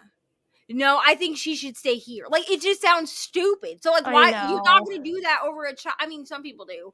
But like a lot of people do, yes. There's going to be some kind of a custody agreement. So why can you not do the same thing over a pet? Like, why can you not say, I feel like a pet's almost easier to do it with because it's just kind of like there's generally like less expenses, like less responsibility week to week. Like, and you can also like buy the exact same crap for both houses. Like, yep. Exactly. It's so weird to me. They're very petty. Yeah, and I just don't enjoy like petty drama anymore reading in books because it's just like listen, I don't know. I carry enough pettiness inside myself. I don't need it in a book.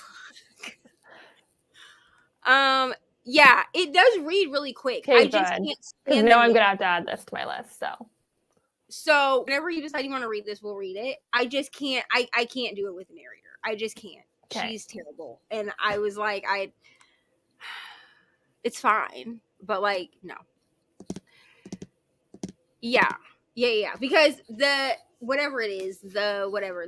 bride test, that is, I thought that for some reason I thought the bride test was first. Okay. But Chrissy was on like with me in the middle of the night. And the kiss quotient is first. So it's the kiss quotient, the bride test, and then there's another one after that. Okay. So, and I know that she put the bride test as a book. Okay, so yeah, she's only a stay over. You keep it cold in there. Too hot at night. Yeah. My animals are very attached to me. The times I've left them with someone because I had to go somewhere and they misbehaved. Yeah. And I mean, that's the thing. Like, I don't judge people that choose to share pets with their partners. I feel like that's kind of a natural thing to do if you're married to someone or dating like with someone for like a very long time. Yeah. I just feel like if you're going to do that, then treat said pet like a child and figure out how you're going to split custody if something happens. Because exactly. Like, it's naive to be like, well, we're never going to split up, so we should never figure it out. Yeah. Like, I just don't feel like that's, like, a good approach. But I also feel like it's real petty to be, like, arguing over a dog for 12 hours about who's going to take the damn thing. Like, well, if you can't agree in the first 2 hours, you're not going to agree at all.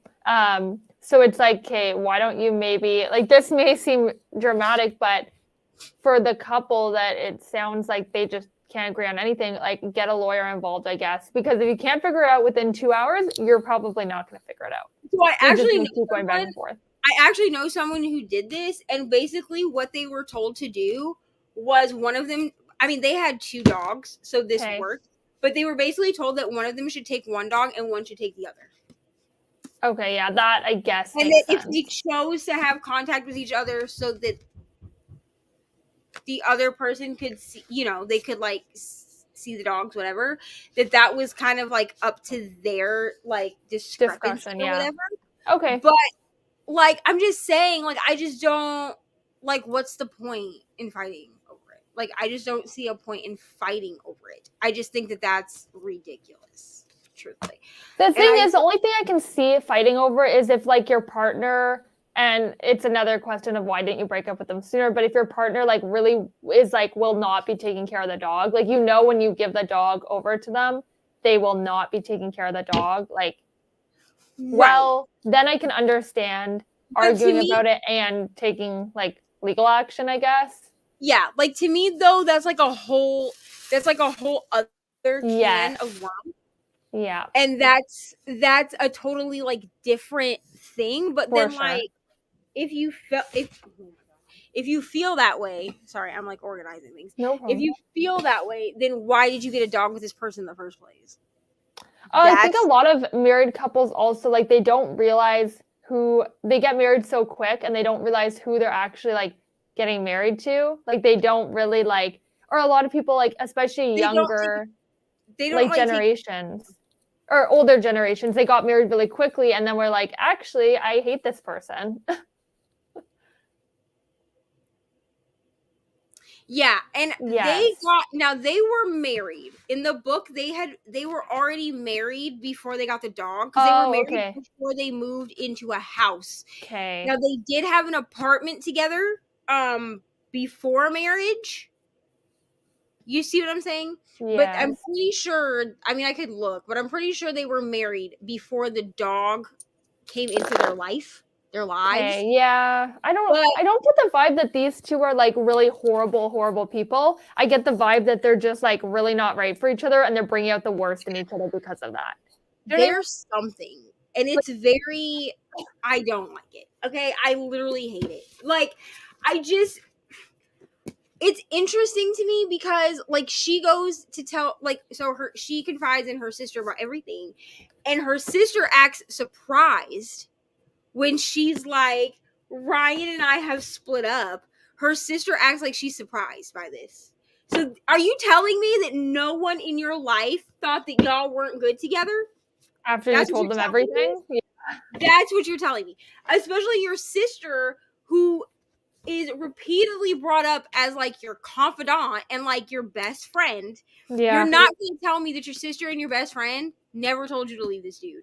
And I'm saying that because I told my best friend, Phyllis, about things that happened in my bad relationship, and she was like, I think you need to go. Like, this is not the relationship for you. I mean, did I listen? Clearly not. But like, you know what I'm saying? Like, she said.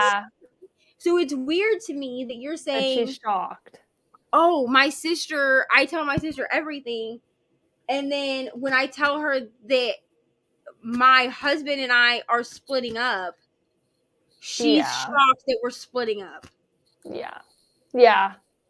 I hate it. You're really making me want to read this book, not. I bet. But I mean, maybe it's me. It could be me. It could be. I'm gonna read it anyway eventually. Like, I'm not in a rush, but I'll see what Reni thinks too, and I'll make my decision. Yeah, Reni is also reading this for book club. I need to remind her that she needs to read this. But I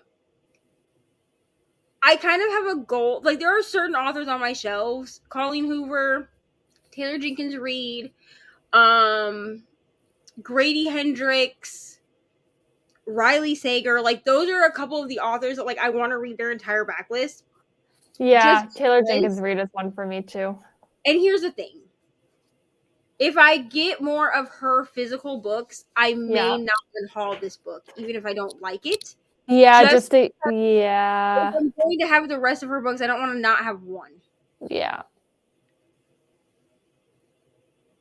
But this book will never be on display. Absolutely not. I will have one copy of it. It will be this copy. Yeah. If a special edition copy comes out, I will not buy it. Like, I'm sorry. Like, I will buy like every copy of the 7 Husbands of Evelyn Hugo that I can find. I love that book. Yeah. This one, like this, and maybe it's because I've read One True Loves, which I loved that book. I gave that one 5 stars. And I read it last year as part of Michelle's vlog that I did where I read like her favorite books. That was one of the books she gave me. And I have to agree with the people that are like, this doesn't feel like Taylor Jenkins Reid, because this is like the opposite of One True Loves. Like, I think this is one of her first ones, or more. I think it's. I can't remember if it's more recent or like the older. This has got to be an older one because this one came out in 2014. Yeah. And in the front, it only has Forever Interrupted, which is her very first book, as a book also by her. So this is like her second book. Okay. That may make sense. So at least she gets better, I guess. But like, this is not this. So I mean, maybe this was just like her foray into. I mean, if it came out that like she was going through a terrible divorce at the time she wrote this, I would be almost like more forgiving. Like I would be like, okay, so you clearly, your art was imitating your life, like clearly. Yeah. But this is just so rough for me. Like I'm, like honestly, I hope they do break up at the end. I hope they break up and they both find happily ever after with someone else, because at least then I'll be like, okay, the turmoil was worth it because at least they got a happily ever after. But if there's no growth and then they end up back together, well, if there's growth and they're back together, it's a bit better. Like if they're that would be fine. Do counseling or whatever. Do counseling, work your shit. But if they literally just end up like it ends like they're still like this, it's like, oh god. But I think. But here's where I'm confused, because they make an agreement that they're not going to contact each other. Okay. So what if something bad happens? They still don't? Yeah. It says when Lauren, this is literally the synopsis. When Lauren and Ryan's marriage reaches the breaking point, they come up with an unconventional plan. They decide to take a year off in the hope of finding a way to fall in love again. 1 year apart and only one rule. They cannot contact each other. Aside from that, anything goes. Lauren embarks on a journey, so they can date other people if they want. Okay. Because anything goes. The only rule that they have is that they can't contact each other. Lauren embarks on a journey of self-discovery, quickly finding that her friends and family have their own ideas about the meaning of marriage. These influences, as well as her own healing process and the challenges of living apart from Ryan, begin to change Lauren's ideas about monogamy and marriage. She starts to question when you can have romance without fidelity and commitment without marriage. When love and lust are no longer tied together, what do you value? What are you willing to fight for? This is a love story. This does not feel like a love story at all. This is a love story about what happens when the love fades. You know, though, maybe it does turn into a love story. Like you're halfway in, or not even halfway in. I wonder if it has a very drastic turn soon. And then it says it's about staying in love, seizing love, forsaking love, and committing to love with everything you've got. I have a feeling they're together. Sorry, but I get that vibe. They're going to be back together too. But if there's no growth, I'm throwing the whole book in the trash. And above all, After I Do is the story of a couple caught up in an old game and searching for a new road to happily ever after. Like I said, I will give it 3 more parts. Yeah. I mean, you have to read it kind of for the book club. So you know what I'm saying? But I have to read this for book club. Right here. Do you mind if we go into a sprint soon? I just want to eat breakfast. Yeah, she just got out of the bathtub, so I was actually about to say that because she also needs to eat breakfast. Done. Done with my soda. That's why I said done. Wow. She's a mood. She is a whole mood. Hey, hello. Hello. I'm giving them both a hug because they're both Amari and I love Amari. And you usually read the blue one to me. Yes. At nighttime. Yes. Can you read it to me at nighttime? Tonight? No, read this one. Well, we have to read the blue. We have to finish the blue one first. The blue one is first, and then we read the orange one. I thought the orange one was first, then the blue. No, blue first. Okay. I know, you love Amari. Wait. They both have words on. What does it say on the back? Those are just reviews, dude. I'm not reading those to you. Reviews are all about Amari. I love Amari. Okay, can you put the Amari books down, please? Thank you. Oh, this is for you, Kels. This one. Let me see. Oh, it's good. I mean, I haven't gotten much further than yesterday, so I think I'm at like We'll start it tonight. 25% or 30%. I'm liking it. Yeah, I don't remember where we left off. What can I say without spoiling it? Not really anything. It's not slow though. I saw some reviews saying that it was like a really slow book, and like they were kind of bored and it was meh. But I'm liking it so far. Like I'm hooked on the storyline so far, and it's been really good. I like all the characters too. And then we'll go eat breakfast. What? And then we'll go eat breakfast in a minute. Yeah, Brittany sent this book to me, so it'll be here on Monday. Yeah, it's good so far. Like, I mean, there was mixed reviews on it, but again, I'm only 30-ish% in, 25-30. So like, I don't know if it's going to take a drastic turn and I won't like it, but so far so good. Oh, that's going to bother me. Mom, Nope. What, Ari? why isn't this in your Kindle? Well, bring it here. And bring me that, because if that ends up in a book, we're going to fight. What? This sticker. You can use it as a bookmark too. Bookmark you in a minute. Okay. I have one bookmark, and you haven't even got. Also, I was supposed to That read you were gonna get me. Delilah Green Doesn't Care with Brittany. Failed at that, buddy read. Nice. Because this book is like 400 pages. I told you to read this. Yeah, one. 389 pages. Remember, I told you. And to I don't read have this an one. audiobook. Mommy, I told you. Okay, yeah. I know. I've already read it. No, my father read that. Yes, I read it before he did. Mom, how is that one gonna fit in there? If you put one. It fits right there, dude. Anyway, yeah, and I messaged her and I was like, I know that you already read this. About this one. Yes, bring that here. I was like, I know that you already read this, but also I'm not gonna be able to read this without the audiobook. Because it's kind of, I don't want to say like dense. There's just like a lot going on. And she was like, I understand. But my copy of Throne of Glass, the audio is like only 2 weeks out. So whenever that comes in, I'm going to have to just read it. Yeah. This bookmark and this book. Because they match together. Okay, give it to me. Here. Put it right there. No, I'll put it the with, map one. that's what I'm doing. Thank you so much. I do need to read this. There. Yes. 7.5 Deaths of Evelyn Hardcastle. We're discussing that in March, right? This yes. Book? Yes, March. Not February, March. Yeah. I need to read this. Yeah, because we did Assassin's Blade in February. Or we're doing my months are honestly weird because when I go on vacation in May, like I'm like flipping those books. I'm moving those from May to April so I can read all of them in April. So like my months are so weird. No, I'm not putting bookmarks in every book until I start reading them. Put the bookmarks away. Just bring me the books. Thank you so much.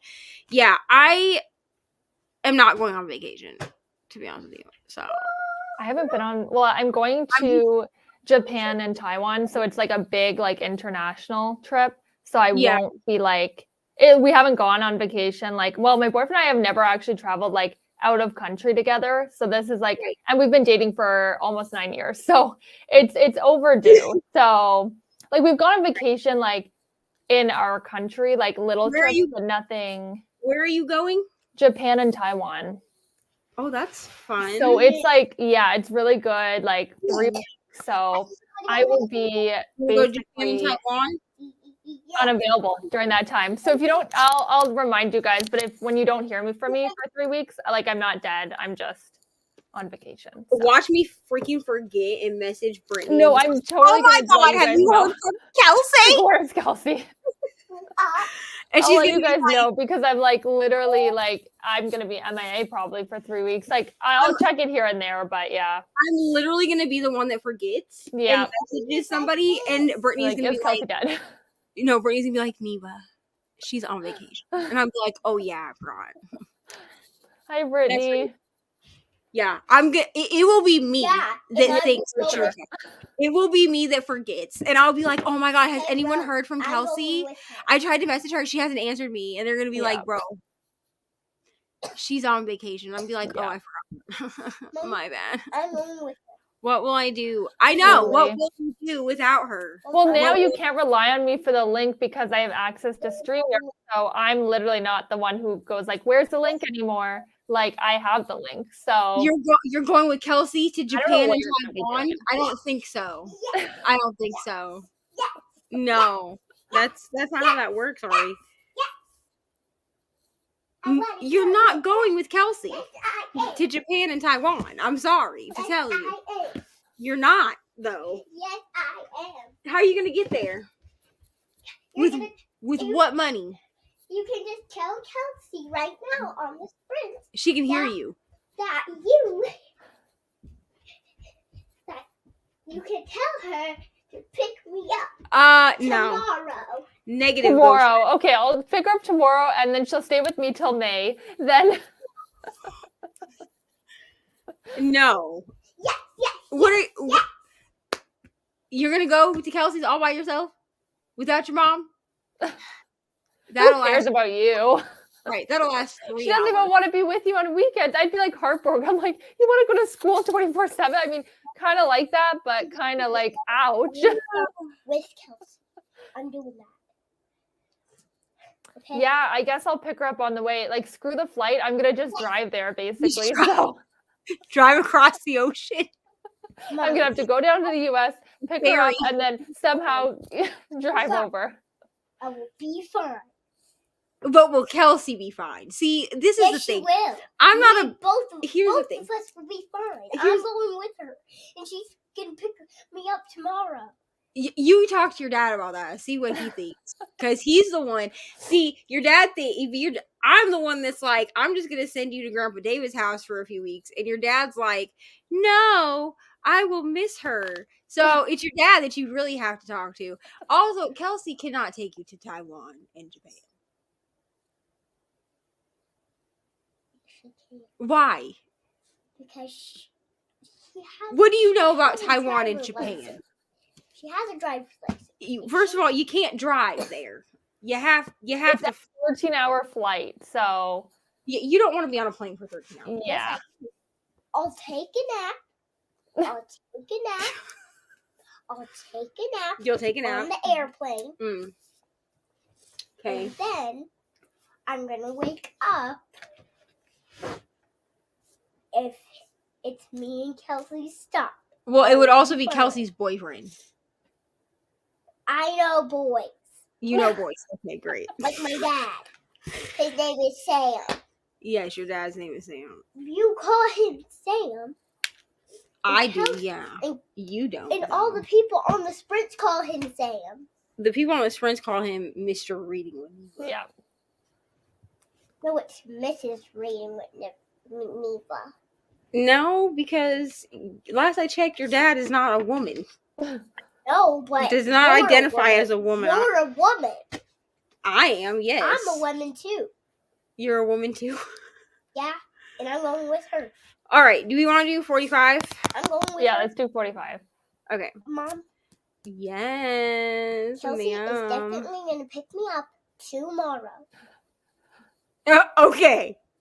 If you say But then she misses school for a few months. Like, we Wait. can't have that. so you're not going to go to school for the rest of the year? No. You're not. You're just going to go stay with Kelsey. Yeah. Screw school now. And I'm going to pack up right now. Pack up what? Get out of the closet. There's nothing in the closet for you to pack. Mom, Ari? I'm going to start the sprint so I can get you some breakfast. okay, I'm going to eat breakfast, then I'm going to come up here and pack my suitcase because I'm going with Kelsey. You're definitely not. Yes, I am. She said it. She'd get here and be like, it's too cold. Goodbye. I'm not used to this. She's going to be like, what did you bring me to? Yeah. Ari. I'm not going to be like, where did you bring me to? I'm not going to be like that. I'm going to be fine. I'm going to be with Kelsey. I'm going to be fine with an adult Kelsey, which she's on sprint right now. And when you're gone, I'm going to read Jade City. Fine. Girl, you are not going to Taiwan. Yes, I am. I'm packing Love after her independence, though. Like, I know. She's like, I am going. I'm going because Because why? she never took me on trips with her before. And I All want right. her to take me on a trip with When would she have taken you on a trip? You've never met Never. Kelsey ever in your life. I mean, in real Yes, life. I have. In real life? Yeah. When? She's in real life right now. Oh, okay. Okay. Because I she's got it. True. She's not an animal. I hope Listen, not. you know what? When she's a teenager, I'm I'm just gonna going be with like, her. you know what? You think you're gonna go do that? Go ahead. Go do Let me it. know. Yeah. Just let me know how it works for you. Just let me know. Oh, and I'm when not you even gonna have a and when you phone. need help with something, go ahead and call me because I'll come bail you out. Maybe if you're lucky. No. But once You are she's not independent bailing me enough. out. Oh, I'm not. Okay. And you're Never not mind. even bailing me Yeah. out But when me and Kelsey are Once going. she's independent enough to be making choices on her own, I'm just gonna be like, go ahead and try that. Let me know how it I'm works. going with Kelsey. She's picking me up tomorrow, and I'm going in the car. But It is I'm- real but life right she's now. gonna have to apparently. need my car Good seat. morning, Nell. She's gonna have to need my car seat. Your car seat. My See, car seat. you come with a lot. You come with a lot of stuff, buddy. I don't think I'm so. going with her. I think it's best if you stay with mom. No, I'm going with Kelsey. You're definitely not. Yes, Going. I am. I'm gonna eat breakfast, pack up, and then tomorrow I'm gonna get up very early. Mm-hmm. So Kelsey, I think it'll take 2 hours to even get to where you are from me. and then I'm gonna be Probably. I'm gonna get Yeah. up really early in the morning. Kelsey's when it's Kelsey's be gonna have to cross a whole border to come get you. I don't think know. that's gonna happen, buddy. Yes, I am. Yes, I am. I'm going. Well, hold on. Does she have a passport? Because then she can't come back to Canada without a passport. Buddy. How are you gonna get to Canada? We haven't got your passport yet. You can. Where's your wallet? My wallet's not gonna help you get a passport. Get out of my bag, bro. Money. That's not money, first of all that's in there is lipstick. And you can't just pay off the border. Like, here's $10, let me in. I love her determination, though. I do. You're gonna do not open that. I want to put some on. You're not putting lipstick on. No. I want lipstick. No, ma'am.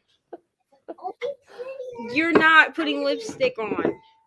You're not putting on lipstick. The borders are gonna think that I'm a rich person. And they're just gonna let you into the country? Is that what you think? Yes. I'm gonna That's give not how that Kelsey works. This one, when she picks me up, Mm-hmm. I'm gonna give her this one. And you think so she lipstick can is put it gonna on, get you and into the then- country? And then No. I'll put this lipstick on when I'm in the car with her. Okay, so I guess I better dress my best. If we're trying to look rich, I better dress my best. You know, I'll carry like a designer purse. Like, they'll let her in. It'll be fine. In this way. Then Brittany's you comment. Oh, yeah, you definitely could, but it's going to take a lot more than $10. Yeah. got one thing. I don't even know got one thing, how to react to this right now. Okay, Ari. this, Well, so we can have some music, so they think we're rich. you're not taking my damn speaker. Put it back. Put my speaker. Here, put my speaker back. I need that for work later, buddy. Fine, you can keep this speaker, but we are bringing this No, you're not. and this. Those are my keys. Put my house keys back in my bag right now because I'm gonna need those after work today. No, we're gonna have to. And we're gonna have to also need this. Yeah, I'm like, okay, I don't even own a designer purse, so I better get one ASAP and then just be like wearing some nice, like my officey clothes so that I look like better than this. I will not show up in this. So that you look like someone.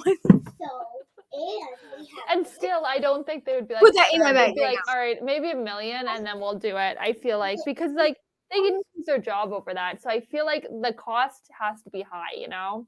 Like it has to be like $1 million or something like crazy, I feel like. Or maybe like 500,000. But, you know, unfortunately for Ari, I don't have that kind of money like sitting, you know, to get her across the border. So this plan isn't gonna work. I feel like her plan is half baked. You know what I'm saying? Yes. This is not going to work in her favor. I feel. Yeah. All right. now that she's out of this room and is done yelling at me that she's going with Kelsey, because that's why I had to mute, because she's like, I'm going with Kelsey. And I was like, no, you're not. I was like, first of all, be quiet. People are trying to sleep in this house. Yes, we're gonna go for 45 minutes. Okay. All right. So we will see everyone in 45 minutes.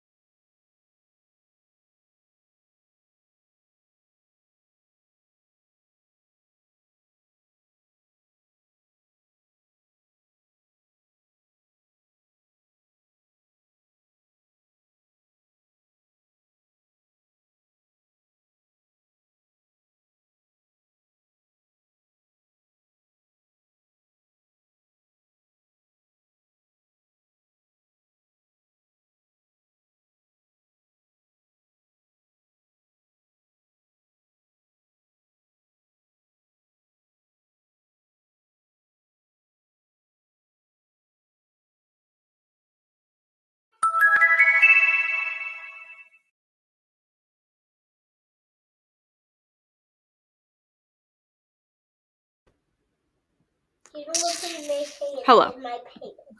So I'm gonna have to jump off in like probably 10 minutes or so because we're going to Costco. So Oh, Costco is fun. not on the weekend. I don't like it on the weekend because it's packed. But I'm like, That's we're up early, so I'm like, we're just gonna get it done. Also, I agree with this. We're not going to Costco today. Also, I agree with this. I don't have Costco money today. Same. You're not going to Costco. Lay down and rest. Lord's sake. It honestly was very thought out for a 5-year-old. I mean, truly. So I did get my shelves reorganized. Nice. But also, it just reminds me of how much non-space I have. Yeah. I definitely need to get like another bookshelf, but also that means I'd have to rearrange my room. And do I feel like doing that? Not really. Yeah. 30 pages of the Do-Over. Wonderful. Nice. I have no idea what this book is. Also, we have like I've heard of this. Hold on. put my stuff down and lay down. No, put it down and lay down. Yes. I've seen this. Hold on, I'll show you if it loads. You've seen this, I'm sure. Oh yeah, I've seen the book. Yeah. Okay. Made it to 65% of In the Weeds. Nice. I mean, wonderful. 57% in Amulet of Samarkand. I have no idea. No, Samarkand. Yeah, I don't know. Yeah, there's no L, so it can't. Yeah, I don't know. Yeah. Okay, so it's a YA. Cute. Okay, so I didn't actually know what the premise of it was. Like I've just been seeing it everywhere. Yeah. But I didn't actually know like what the book was. Lay down. I will lay down. Good Lord. I'm going to attempt in the next. Well, it won't. Well, it might be the last. How long do we have? An hour. Yeah, because I'm gonna jump off in 5, and then you could do like maybe an hour and a half sprint. I was gonna say I might just do like if I do an hour sprint because we have 2.5 hours left. Yeah, I might do an hour and a half sprint. Yeah, and then just cut it early a little tiny bit. Yeah, I might do that. Yeah, because then I can sleep before work. Yeah. I might try to listen to more of this book just so I can get it over with. Honestly, yeah. I might try to read that through. That was the bookmark. Part That's 3. That's why I saw blue. Yeah. Just because like I just want to get this over with. You know what I'm saying? Because if I read to part 2, that's like halfway through the book. If I read. Yeah. So I would just push through because I feel like the longer you sit with kind of half reading it, it's like almost you won't want to come back. Can we start it? Yeah. So I feel we're not starting it quite yet. Hold on. So yeah, I think that's what I'm gonna do is I'm just gonna I need to read it for book club and I don't think it's gonna put me into a slump because I have like other books that I'm also reading. Yeah. So it's not like a book that I'm like, oh my god, this is gonna have the rest of this. No. I just gave you. No. Because you just went potty. If you're sleeping on my bed, absolutely not. Absolutely not. I'll go to the potty again. No, ma'am. No, ma'am. I'm not risking it. Absolutely not. But I feel like if I read it, at least it's like a book I read. You know what I mean? Yeah. And I have other books that like I am reading that I'm like enjoying. So I don't think it'll put me. Also, she's singing Hard Candy Christmas, so you're welcome. We all be just fine and dandy, like a hard candy Christmas. I'm barely getting through tomorrow. Still, I won't let something way down. Good job. That was beautiful. Oh, there's still more. There's some more. I know. Maybe I'll hit the bar. Maybe I'll drive so far. Maybe I'll turn so far. You got Make it. You cry. Make you cry. Cry. But yeah, I feel like if I just get through this, like there's nothing. Like, I haven't tabbed anything because I don't know what Can you to turn the tab. song on so I know how the whole thing Because goes? I feel like, in a little bit, I feel like if I tab things, it's just going to be the things that make me angry. Just like we're both singing. Yeah. I don't know, like, in this first part, like, there's nothing, like... I wouldn't tab, honestly. Like, if you don't feel like you have anything to remember, I would just The only not tab. thing that I would tab is where she's like... Unless there's a part where you, like, really want to discuss that part because it drove you insane.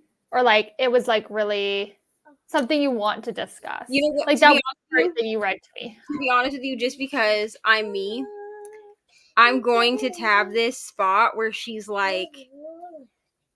talking about how they need to spice it up. Yeah. And she's like, maybe I will. And then she's like, but I never did. Like, who? Why did you even think to write that line? I'm just wondering. I would like to interview Taylor Jenkins Reid. I don't know. I'm not eating it. So it's kind of like, why are you surprised your marriage is falling apart when you're not even putting in effort? It's just so weird to me that she's like, maybe we should spice it up. We don't have sex every day. And then she's like, but I never did. So what was the point in even speaking about it? To basically say that she said she was going to put in effort and then she didn't. I just feel like this couple is just so, like, over each other that they should just break up. Yeah. I mean, truly. Honestly. We got like, I don't know, 6 hours. Yeah. 6 hours without her, you know what I'm saying? Because she was asleep. 8 hours without her because she was asleep. I mean, if you ever need, like, music to put over, like, when you're just doing, like, little tasks or whatever, like in a vlog, you should just get her to sing and then put that. I really might. I'm a bully. You're a bully. What? I'm singing a song. Hello. Welcome. How are you? Hello. Okay, so I think I'm going to do an hour and a half sprint. Yeah, we have do 2.5 that. hours left. So I'm going to do an hour. If you hush. So we're going to do an hour and a half sprint, and then we'll come back and we'll chat, and then that will really be all. So I'm probably going to turn on, because an hour and a half, that... Shh. For Lord's sake. That'll bring you to, like, 11, a little after 11. 60 hours. 60 yeah. hours. Okay, stop. So I think I'm going to call this the last sprint. Yeah. Yeah. I Okay. would. So, stop, Ari. I want 60. No. Fine, we won't do 60. You're driving me nuts, bruh. Okay. So we're going to call this the last sprint, I think. Because then it'll be 11 by the time we end. Yeah, it'll be like, if we started now, you'd be back at, like, 11:04. Right? Or should I do a 2-hour sprint? 2. Yeah, maybe a 2-hour. Okay, we're going to cheat, y'all. Y'all going to get a lot of reading time. Because then it would be, like, I need to get 11:40 something, I think. Yeah, because that'll bring us... Okay, so we're going to do a 2-hour sprint. So we're going to do a 2-hour sprint, and I'm going to call this the last sprint. Yeah. So I'm going to do a 2-hour sprint, and we're going to call it the last sprint. And then we'll come back, we'll talk for like 20 minutes, and then that'll be it. Because that'll let me get through this next section. Yeah, you'll get through that. Be a mom. You know what I'm saying? That's what we're going to do. Yes, but there's always... I mean, I'll be back next week, Thursday. Stop. And also, we'll have more 24-hour sprints next month as well. Goodbye. Bye. Oh, goodbye. I'll probably... That's me. I might... Oh, wait. Is her 11... Is she talking her 11, I think? Like, she has an hour. Is it at noon, then? So then it's... Or is it 11 for us? Because Margaret's on Eastern time, I think. No, so she's not on Eastern. She's on AST. 11 Eastern. I don't know. Okay, so that's 12 for her. Okay, because Margaret was saying the other day she was on freaking... Stop! Yes, Brittany. Stop. Or you're going to go in the other room. Calm down. Thank you. Because the other... When we were on... Margaret was on... Oh, are you talking about Margaret's time? I don't know that. I know Brittany's on AST. Yeah, Brittany is. No, I was talking about Atlantic. Margaret is on EST because she's talking on Paige's sprints. Anyways, yeah. She was talking about it on Paige's Sprints how she was on EST. So I don't know. Okay. Stop. Or you're gonna go. Do you hear me? Thank you so much. What was I saying? I don't know. Oh, I'll probably say hi in Margaret's sprints, because I'll still be in my sprints when you start. Yeah. So because I don't know if I'll pop in because we're going shopping and I might be Costco's a whole other. How are you doing? A whole other animal on the weekend. I'm not excited. I never go on the weekend. We always go in the evening, but we're already up early, so we're like, let's just go and see if it's like dead in the morning. We might luck out and it might be dead in the morning. We'll see. Gotcha. That's a lot of hours. No. Oh my god, yeah. Okay, so we're gonna go ahead. We're gonna do the last sprint for 2 hours. And I'm gonna pop off when we go into the sprint. So, thank you, Kelsey, for hanging out and also being the real MVP. And wow, I'm right here. we see you. And coming back, so early. Honestly, it worked out that my heater stopped working because then I was up at 6:30 a.m. So it worked out for 24-hour sprints. So also, Mom, isn't it your mom's birthday party today? It is, yes. So Mom, have what are we fun gonna have for with your mom. Thank you. Girl, it is not. Listen, you just had breakfast and you're asking me about dinner. Yeah, I'm wondering what we're gonna have for dinner. I don't know. I haven't thought. Well, I mean, I don't have to cook dinner since we're going out, so I'll be good. Tonight, and until I take a nap, I'm not talking about anything. So you had breakfast. We're gonna finish these sprints, then we're gonna take a nap, and then we'll talk about lunch. And then we'll eat lunch, and then we'll eat dinner. Sure. Because after talking about lunch freaking is dinner when you just had breakfast. After Okay. breakfast is lunch. After lunch is dinner. I understand And that. after dinner, it's bedtime. Yes. And after bedtime, it's morning time. And then after morning time is breakfast. Yes, it's a circle. It's a circle of life. Okay. All right. Thank you, Kelsey, for hanging out with us. Thanks. Goodbye. Bye. Wow. Why did you say it like that? Goodbye. Okay. Go lay down. I was going to start it. Oh, yeah. Okay. So we're going to go ahead. We're going to go for 2 hours. Can't she even hear you? No, Brittany has left. Okay. Are you going to start it? No, Kelsey. No, Kelsey left. Hit start. So it's just you on the sprint. Yes. Now say happy reading. Happy reading!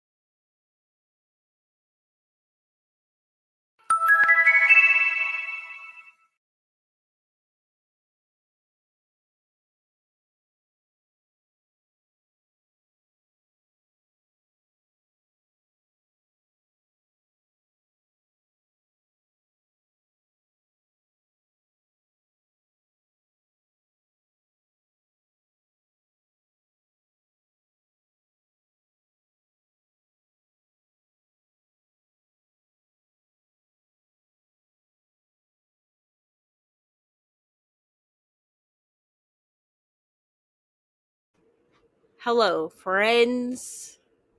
How you doing? Oh, let's read these comments. Good morning, Chrissy. Good morning, Courtney. Good morning, Jessica. Why are you looking like that? You need to read through this faster. It's pounce time. Oh, really? Yep.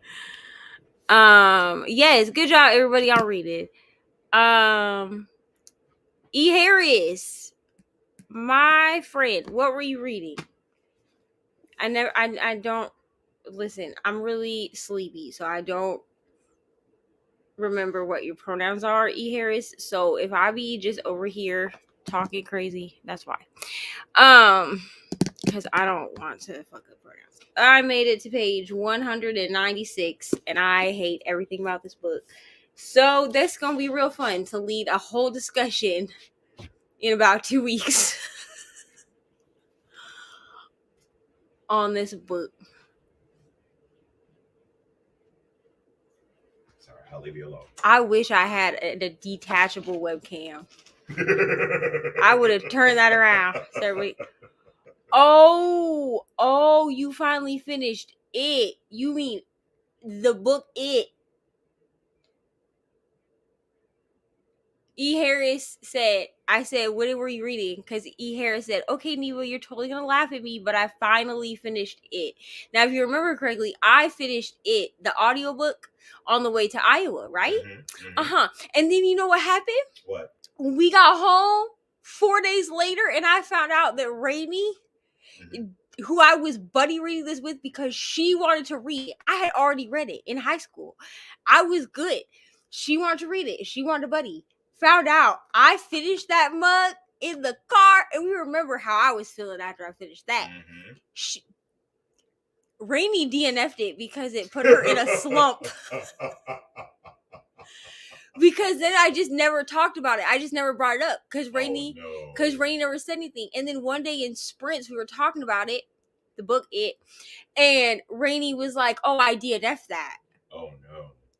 And Brittany was like, "Yeah, I'm pretty sure Neva finished it." I was like, "Oh, I finished it." And she was like, "You did?" And I was like, "Uh-huh."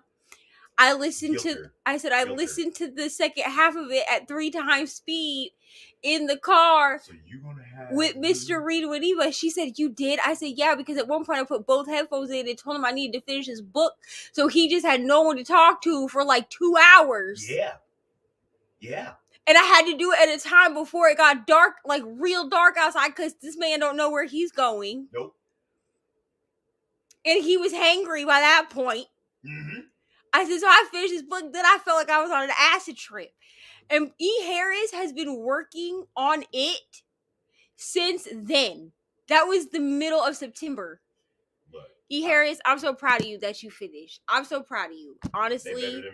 They're better than me. What did you give it? Because you know what? Because last year when I read it, I gave that mug 5 stars. Simply because Stephen King really just hallucinated a whole bunch of stuff on a whole bunch of drugs. And also made me feel like I was on drugs. And I think that's the appeal behind it. And I have been clean for 6.5 years. I think that's the so here we are. That's got to be the appeal. It's like he was on something. Finished homework and read 34 pages of Lakewood. Wonderful. Yes, go take a nap. I will also be taking a nap. Good morning, Kiana. Because it is 9:43 where you live. That much I do. She lives in California. Yes, E. Harris, I'm so proud that you finished it. I finished that book in 7 days, and I don't know how I did it. I did because Reni wanted to read it in 1 week. She DNF'd it. You're repeating. After the first 100 pages. No, you got to give her shit on that one. That book is over 1,000 pages long. Matter of fact, she has one of those little things where you get to pick her books. I won't make her read it. No.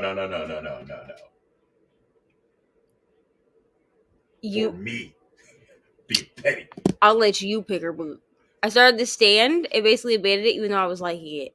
Listen, The Stand, I think, is longer than it.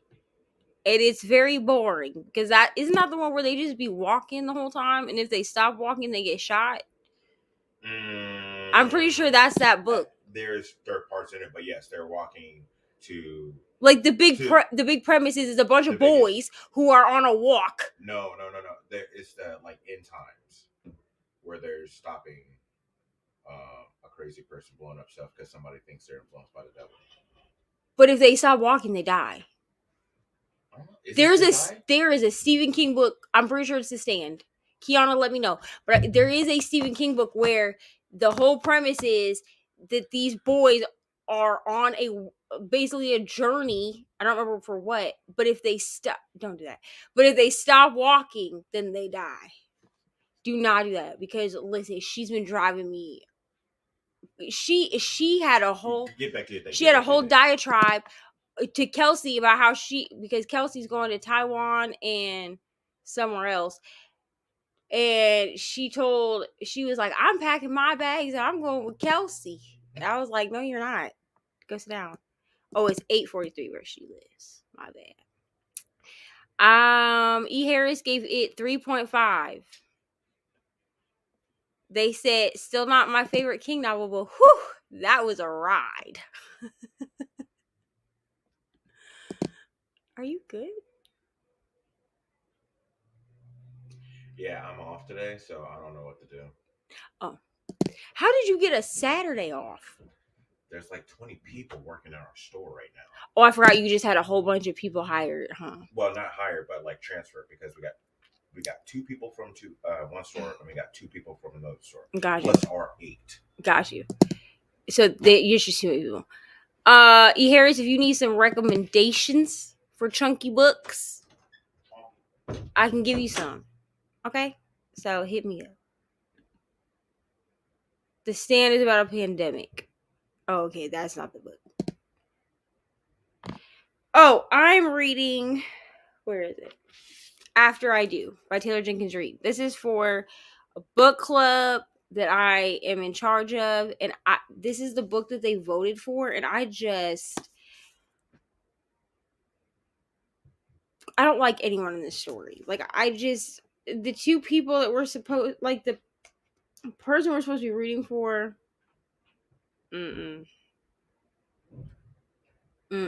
I just don't feel like the characters are likable. Maybe it's me. Maybe it's a me problem. I guess we're going to find out on March 8th when I have the Zoom call with all of my people. But I was hoping they would redeem themselves, and they have not done that. I do not like this book. And it makes me sad because I really do like Taylor Jenkins Reid. Like, I've read I'm gonna read Malibu Rising, but I've already read The Seven Husbands of Evelyn Hugo, and I've already read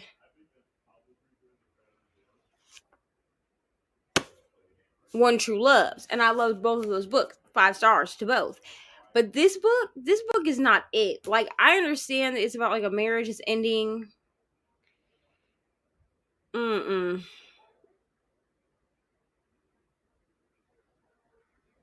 But I can't get behind this. I just really don't understand. Like, I don't know. It's maybe like if you are going through something similar to this, you can relate to it. I can't relate to this book. It just feels like the whole relationship in here just feels so toxic. You know what I'm saying? And so I'm not connecting with any of the characters. I don't like them. It's fine. I'm reading it for book club, so it's fine. Oh, maybe it is The Long Walk. I don't know. I just know there's one where they just walk a lot, and I don't want to read that book. Yes, we are so proud of you, Harris, honestly. Only have an epilogue for the mind fuck. I will be finishing it today. Oh, wonderful. It's pause your sprints and now currently in the living room. I'm watching 3:30 a.m. Well, there was a lot that happened. Yeah, it's just very, I don't know. It's just very like, because we start out like they're college sweethearts, they're together for 11 years, and then they go through this rough patch where they decide that they don't love each other anymore. So they're going to split up for a year, which like is fine. But I don't like, I'm not like rooting for them to get back together. Like I would rather they got divorced, but I feel like it's a romance, so they'll probably end up together. Hello. That was our last sprint because we've been going for 24 hours. But there will be sprints on Thursday on this channel. I'm trying to think. Thursday on this channel, we'll have sprints at 8 p.m. So there's that. I need to read this. It's up somewhere. I don't know. It's right here. I do need to read this, but I've put it on hold, probably until March, for my own personal reasons. But I have had it since release week, so I hope that you're loving it because I've seen good reviews on it, so I really cannot wait to dig in to this book. I really cannot wait, honestly. Clicked my Goodreads link. I will try to fix it. Yeah, I'll try to fix it. I will say this, my Goodreads, the Goodreads app for some reason for like 2 days last week was not working. Like it wasn't loading at all. So my Goodreads is not up to date. My story graph is up to date.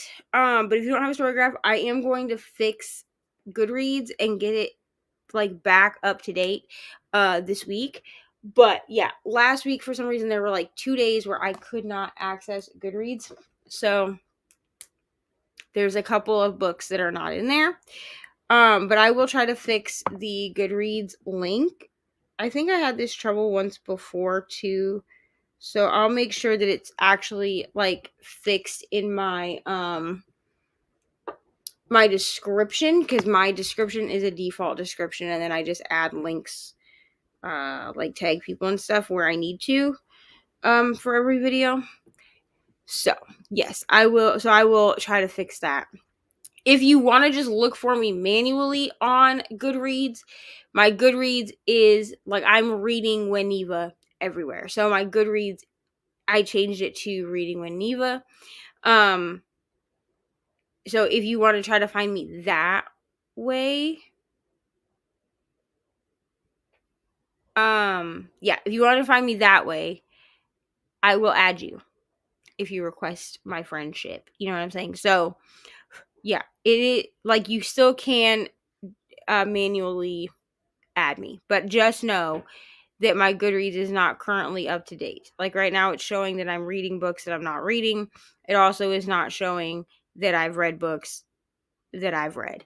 So that is, you know, what it is at this point. So far it's good. That is wonderful. I'm so glad. I will get to it at some point, probably in March. See, this thing, I don't know what's happening.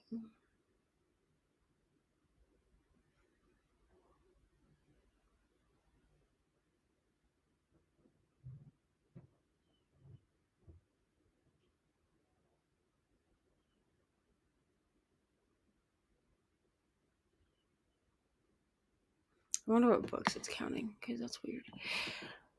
Okay, friends, I am going to jump off of here now, to be honest with you. I have to sleep before I go to work today, and I have been up for 24 hours, so I'm very tired. Thank you. Wow, that's super bad. Thank you to everyone that came and hung out. Thank you to all my friends who are tagged down below in the description of this video and also of the first video, like the first half of this sprint. Please go follow all of them. Everyone that showed up on screen or was supposed to show up on screen, because I had a couple of people that did end up having to cancel, but I still wanted to show my support for them. So that include I think that's just Brooklyn and Crystal, but I wanted to make sure that they were tagged below. So everyone that participated or was going to participate is tagged in the description down below. Please go follow all of them if you're not already. And I don't really know what else to say, to be honest. My brain is fried. It's scrambled. I finished one full book, which I feel like is really, really good. I did finish In the Weeds, and then I read most of After I Do. Let me see what percentage I'm at now that I'm 198 is where I made it to.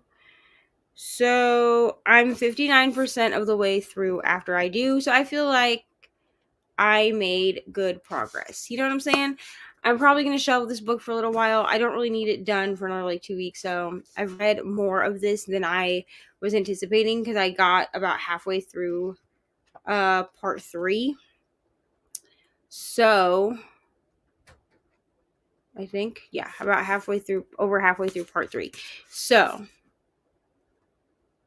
I've read 2 full books, and I gave In the Weeds, if you missed that part, I gave In the Weeds 4.5 stars, and that is the second book in the Lovelight Farms. I'll hold up Lovelight Farms. Hold on. It's the second book in the Lovelight Farms series. So this was the first book, and I read it in December. Okay, so I am going to be buying the other 2 books at some point because the cover's so cute. Also, this, like, all of the books take place around a Christmas tree farm, but none of them are really Christmassy, if that makes sense. So this is definitely a series that I will come back to and reread because I just love the characters in this series. So yes, finished a whole book, read most of a second book, and yeah, I feel like it's good progress. And I read for most of these 24 hours this time. Usually I end up burning out and then reading or watching YouTube. So yes, we will have these again next month. We do them once a month on this channel. I also have sprints every Thursday. I'm coming, Ari. There will also be a live show for the Assassin's Blade with my book besties on the 26th on this channel, which I need to schedule that. But that will be on the 26th. I think that's like next week, next Sunday, I think. So if you have read the Assassin's Blade and you want to hang out with us for that, come one, come all. You know what I'm saying? Come join us. It'll be fun. That's all I have. Thank you everyone for coming. Thank you for thinking these were brilliant, wonderful, fabulous. Thank you so much. You're welcome for the sprints. Thank you guys for coming, because truthfully, without y'all,